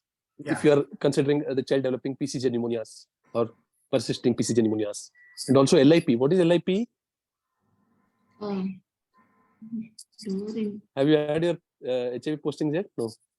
Pediatric HIV. Okay. So LIP. That can also come up with 3 to 4 weeks clubbing. Okay. Right. So this child, according to you, all the vitals are normal. Okay. Hello. Can you hear me? Yes. Aarti and Akku? Yes. Okay. So, so till now, the only thing that we have found out in this child is that the child is having silent tachypnea. Yes. Yeah. So now coming to respiratory system examination, what is your interpretation of all these things? Whatever you have elaborately done. I think we'll have to hurry up. There are only 20 minutes left, I guess. Yes, What is sir. your interpretation? Yeah. So have you done a surface marking? See, that is very important. You should always do surface marking. AP view and PA view, you'll have to write, and you'll have to always mark where the exact problems you think are, because that will give you a lot of information, and it will be very easy for you to explain to the examiners, also explain to yourselves Vikram? what is going on. Ma'am? Sir, in respiratory system, there is reduced, there is tachypnea, reduced chest movements of the left side. Yeah. So what is your interpretation I'm asking you? So is it collapse? Is it consolidation? Or is it something filling up? No, sir, there is something filling up inside the pleural space, either as a pus or it can be a fluid. Because the vocal fremitus, because percussion, there is dullness and there is reduced air sounds in the left side. So why is there reduced air sounds? Is it because the lung has collapsed because of the filling up of pleura?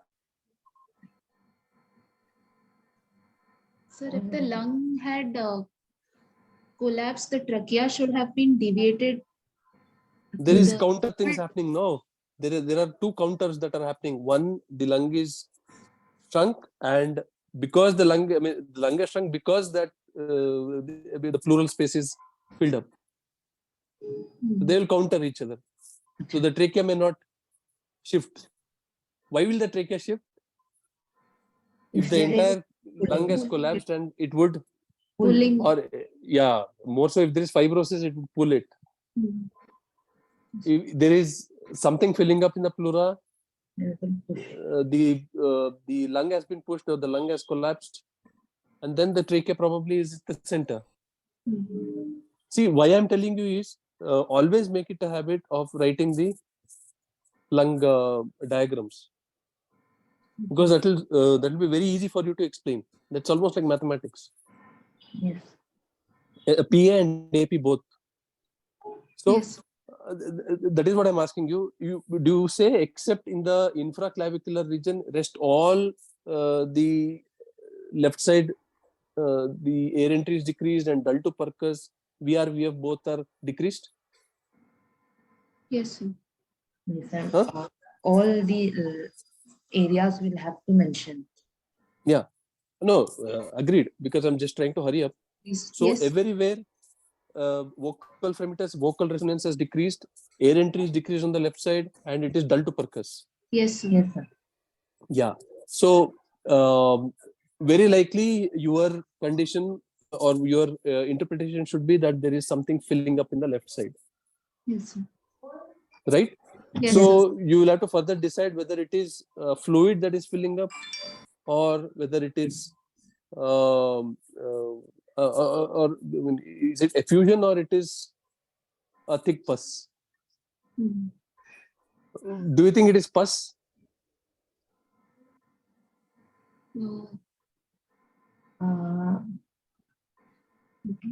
If it is pus, and if the child is not undernourished or malnourished,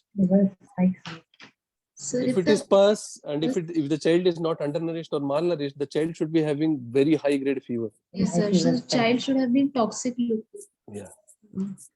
In this child, still it could be a possibility, because you never know. The child is undernourished, malnourished, and we don't know whether the child is HIV positive or not, whatever. So there is some fluid that is filling up on the left side. And you said any other thing on the right side? Is there compensatory hyperinflation on examination? No, On sir. examination, On examination. but So you said some hyperresonant. no, sir. No hyperresonance. It's resonant all over on the right side. Yes. Okay, so on the left side, there is something that is filling up the pleural cavity. Yes, sir. So both in the anterior side and the posterior side. Yes, sir. So anteriorly, you said supraclavicular and infraclavicular, it is resonant, and posteriorly, interscapular on the left side is resonant or not? Interscapular is Left side. Left side. Interscapular is also dull. Suprascapular is resonant. Yeah, because it may be very difficult in a small child, 7-year-old, for you to do all these things. But anyways, the interpretation is that the child has something filled up in the left side. So now, putting all these things together, what do you think is the problem? So we think it's a left-sided pleural effusion. Like on complete examination, the child is undernourished with microcephaly, with respiratory system suggestive of dullness and decreased entry on the left hemithorax. Could be a case of left-sided pleural effusion. Okay. Infective etiology. So which infective etiology? Sir, it could be. Sir, it could be tubercular etiology. Yeah, I mean, that is one thing that you will have to always say. Even if you're wrong, it is okay. Tuberculosis is something that is required in India, and especially for postgraduate students. Never miss. So let it be tuberculosis only. Vikram, they did mention that the left side is asymmetrical and flattened. If the diagnosis is pleural effusion, what has happened to make it flat? You said asymmetry, hai na? Yes, sir. Yes, ma'am. There can be. On the contrary, what Madam said, if the pleural effusion, we are expecting some fullness of species or something like that. But Yes, sir. flattening, it goes little bit, I would say, away from your pleural effusion. Or how can I explain? No, You should flattening give can some occur probable in explanation. empyema. Especially if it is pleural effusion, tuberculous pleural effusion, it can be this thing. But sometimes in empyema, there can be this thing. It can be, yeah. If it's a slowly progressing tubercular effusion or tubercular empyema, over a period of time, the entire lung gets collapsed and the entire left thoracic cavity can be filled with fluid. So there can be volume loss relatively. So you will have to be very sure, because we are going with whatever you are saying. If you really think that the left side is flattened, this is what the explanations can be. Yes, but because none of us have seen it, we'll go by whatever you say. Because if you say, you have to keep in mind that then you will call it a pleuroparenchymal disease. Up till now, you have been telling us that it is only a pleural problem. Now, if we are explaining the flattening or the empyema or thickened pleura or fibrosis, then there are different issues. Okay. Yeah, Dr. Can I add one question? Yeah. Yes, sir. Actually, in DNB examination, on video clips are kept. One video clip was kept, where the chest movements were taken, and they were asked to tell 5 points that can be made out from that video picture. So naturally, you can see fullness and then decreased movement, etc. So video stations nowadays are kept regularly so you must know about it. Okay, that's why you have taken a picture. It would have been nice if you had taken a short video clipping of this thing, then you would have, because nowadays you are having all these gadgets. We never had those days. Photography means we have to go to the record section, illustration department, and beg them to come and take photograph. But you are having everything in your fingertips. Okay. Yes, sir. Go ahead, Vikram. Yeah. I think we'll have to keep in mind regarding 10 minutes time 10 also. minutes. Yeah, it is 7:51. We can extend up to 8:15 or so. Okay. Vikram, just unmute yourself. Dr. Vikram, you are muted. Can you unmute? Yes. So, yeah. So these are certain things I just wanted them to understand. Yes. Now Prajapati sir can take over for another 10 minutes, ma'am, so that finally we can round it up. Yes. You can show the investigations, X-ray chest and all. Have you got the investigations? Then share the screen and I think before that, exam point of view, students, they should remember for the respiratory system. First, always try to first confirm your findings. As Madam said, some controversy, flattening or elevation or something, then first decide that what you want to do and which should be the obvious that you cannot manipulate. After confirmation of finding, try to put on the paper. Regarding the first respiration rate, suppose with a tachypnea or something, with that increased work of breathing, other finding from the drawings or some sounds, then inspection, palpation, percussion, auscultation. That all the positive findings, the appearance of the chest, shape of the chest, movements, increase, decrease. With that, you can go for findings of palpation, percussion, auscultation, and then try to derive that what does it indicate. Is it consolidation? Is it pleural effusion? Is it collapse? Or is it pneumothorax? And every pathology is having the characteristic findings. Accordingly, try to derive that what is the pathology. Suppose some findings not, I will say, coinciding with your condition, try to find out proper explanation. And still, if you are not able to explain, keep it the question mark. That somehow this finding is there, I am not able to explain. But put it as a honestly. You know, it makes, I will say, difference in your performance. So go with this type of the preparations. Many things Dr. Vikram has taken, I would say, very methodological and fantastic. As Madam said, now let us go to the investigations, and that probably may throw some light on the condition. Can you share it, Akku? Yes, sir. Yes, Share ma'am. the slides, please. Go to the invest. Yeah.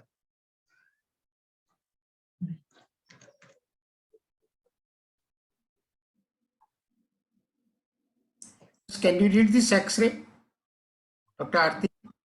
Yes, sir. No.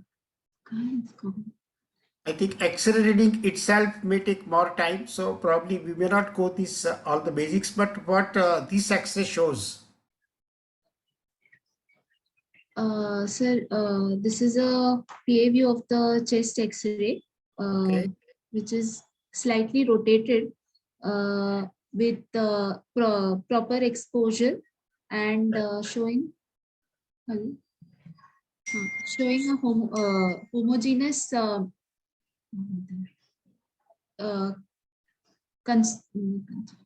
Opacity. opacity on the left side. The changes, you can see the trachea.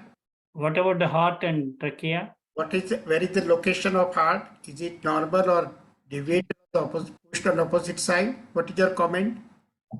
There is slight deviation of the trachea towards the right side. With slight deviation of the heart, there is mediastinal shifting visible. And what about the liver shadow? Abdomen is also seen, no? Yeah. Yes. Liver is also enlarged. Okay. That's why I told you every time you always palpate for liver and spleen also. And yeah. Okay, next, your CBC. On admission, CBC. So this was an admission. Hemoglobin is 10.1. And TLC the was TLC 18. count was increased, which was 18.6. Neutrophil was 49%. Lymphocytes were 45%. And the platelet was 250,000. Okay. And after doing basic CBC and DLC, we did because our primary differential was tuberculosis. We did the Cox workup.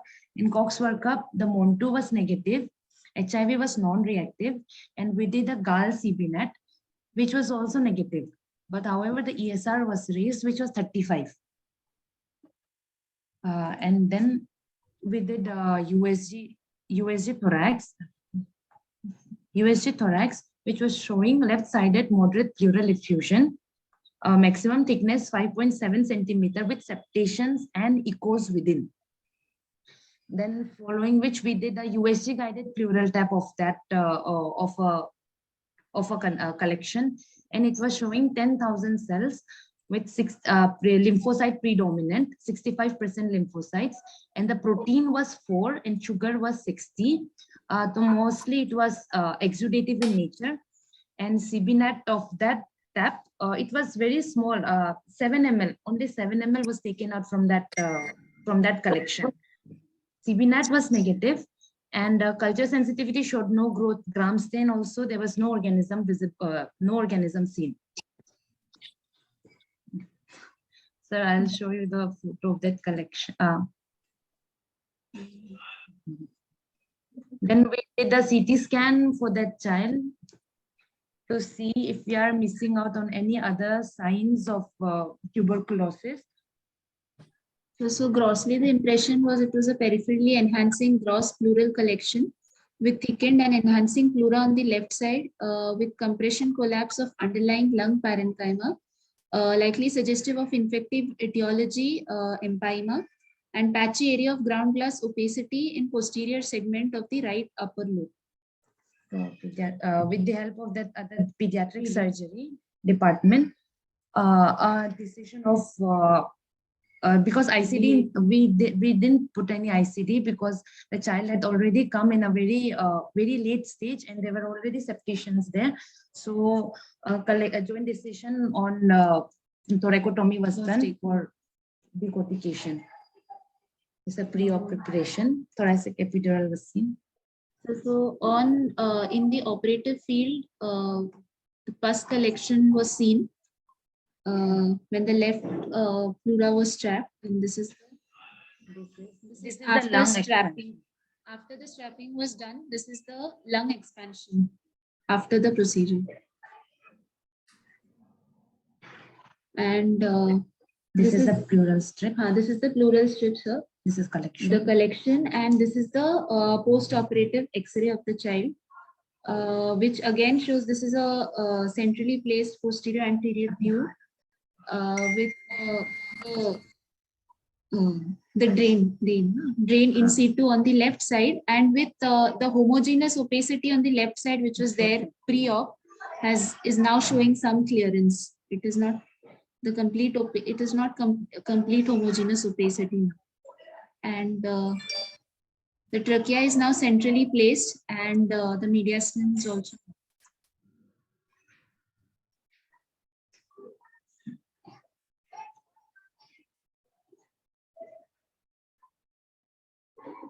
The gram stain, repeat gram stain after this procedure was also negative, and culture is still awaited, and the CBNAT has been sent of the pleural strip, which is still awaited.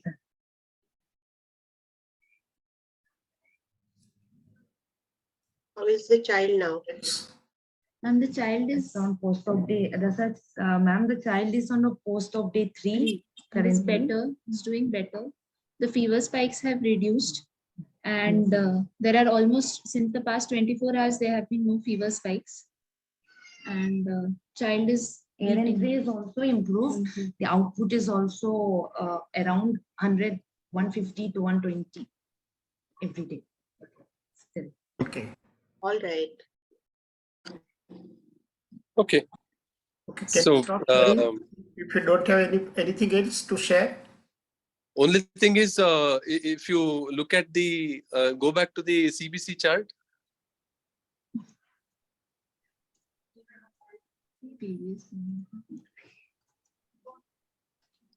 Yeah, so I see the date 27/8/2023. So yeah, I also noted the same thing, that I was going to ask that what is the date. Around admission. We had put, we actually it was written in the file, but for this presentation, yes. No, it should be 27/6, right? I think it is some mistake is there. Yes. It's a future forward case, 27/8. They are testing you, Vikram. Your alertness, they are testing you. Anyway, I think if you don't have to share anything, can you stop sharing? Yes, sir. Okay. Dr. Vikram, I think your final comment. I think before that, which antibiotics are going on? Dr. Aarti? Sir, on admission, we had started with cefotaxime, and since the child was not having any fever spikes, so we were continuing on cefotaxime. But since the air entry and all was not improved, we started the child on injection vancomycin, and we are still continuing the same even after post-op. The child is currently on cefotaxime and vancomycin. No other antibiotics have been added because there is no degradation in child's condition. There is no fever spike ever since the admission. That's why. Here, retrospectively speaking, clubbing is the most important thing. Yes, sir. No, when compared to so many other things, because the child is having empyema, so it is important that you should have looked for clubbing and mentioned. Yeah. To become your final comments, and then we go for No, that's it, sir. So whatever history that Prajapati sir and Srinivasan sir said, and with my inputs, and also the interpretation of examination findings, it is quite, we were quite close to what we were dealing with, and we had understood what was going on, that there was something chronic going on, slowly progressing disease involving the pleura.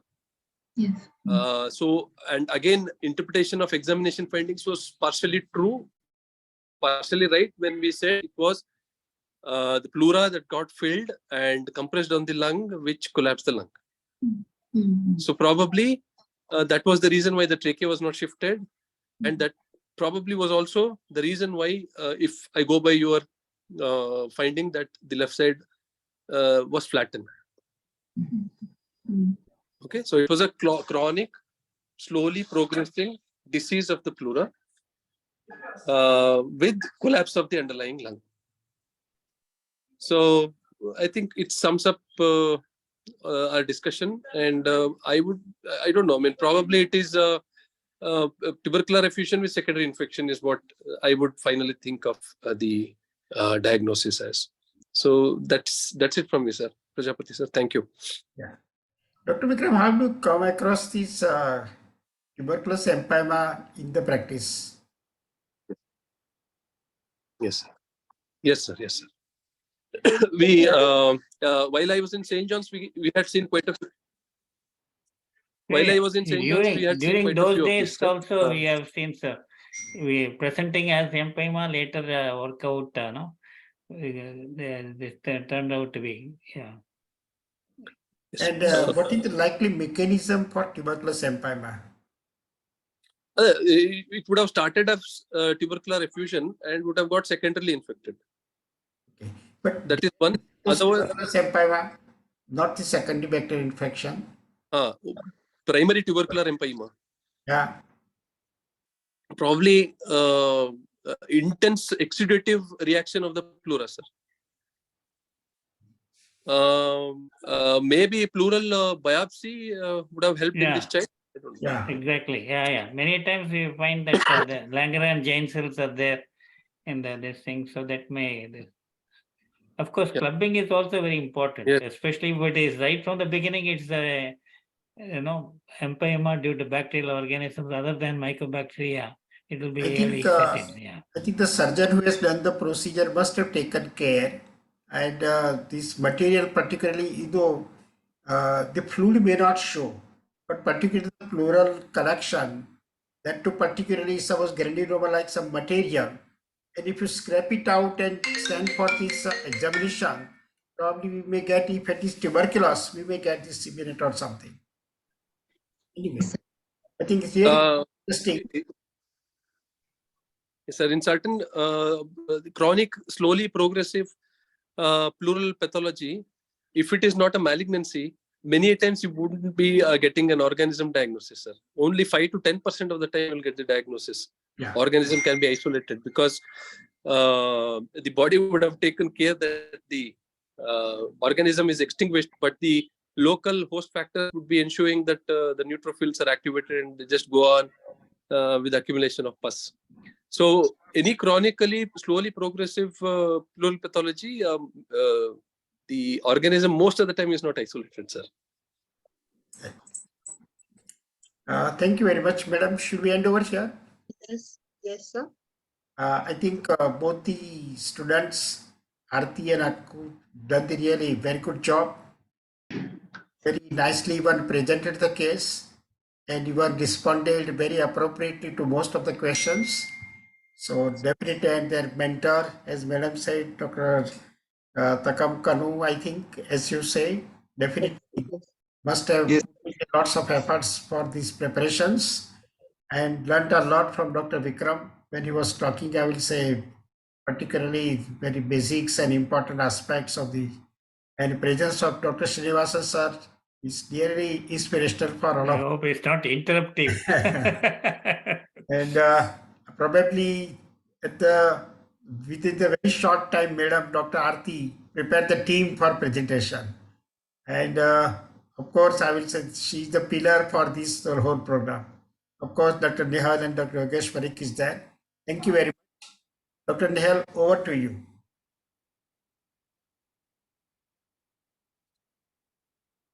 So today I learned many things, sir. Actually, Vikram sir was fabulous.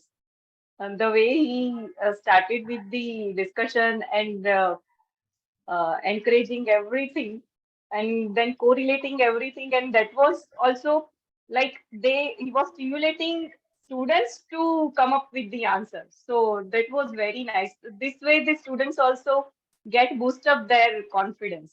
So thank you so much, Vikram sir, for being here. um, Thank you, Srinivasan sir. No, I have to Your thank you. enthusiasm, Because yeah, I am enthusiasm learning. is yes. Yeah, the enthusiasm is really very uh, encouraging for all of us. Yeah, we have a long way to go, but this type of Thank you. enthusiasm to keep on, Thank that is also Dr. a thing to Prajapati learn. knows I am a very good learner. Prajapati sir is always there with us, and always there as a Saturday evening. He is there and encouraging students, taking the discussion to the to at par at any time. Thank you so much, Apu and Aarti, both the JR2 having such a like very nice case discussion, and you have gone through many aspects of the patient. So really commendable. Thank you. Thank you so much, Aarti ma'am. Conducted whole the session, being there today and preparing the students, even though there is a UG exam going on your end. So thank you Just so much. finished it in the evening today. Yeah, so Dr. Kanu, can you just show your face? Dr. Kanu. Yes, ma'am. I'm here, ma'am. Yeah, you are a shy person.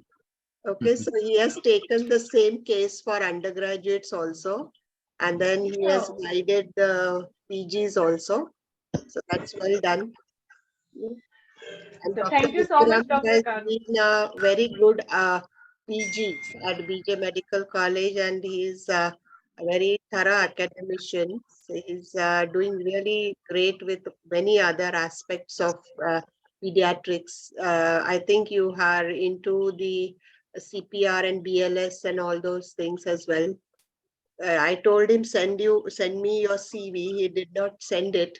So I don't know what's he been doing in detail since he left from BJ Medical College. But in our group, he is one of those who keeps up to date all of us who are around 250 of the students for the last 23 years. They have all added up.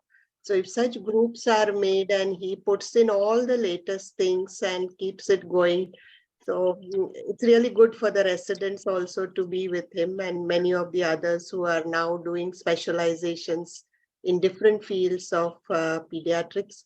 So gradually all these students, we can get back and listen to them now, sir. Of course, your Prajapati sir is always with us. So thank you everyone, including Dr. Srinivasan and Dr. Nehal. Thank you so much. Sneha? Thank you, Planet. Yeah. Thank you, Planet, for providing this platform every Saturday. Thank you so much. Thank you so much, everyone, for this session. Thank you. Thank you all. Good night. Thank you. We Good have the night. certificates, Good and night. I will Yes, deliver yes, them yes. personally. It's okay. I will deliver them personally. Yeah. Okay, okay, okay. Thank you. Good night, all. Good night. You all for With this all of your opportunity. permission, we are end the See session you all here. soon. Okay, thank you. Thank you.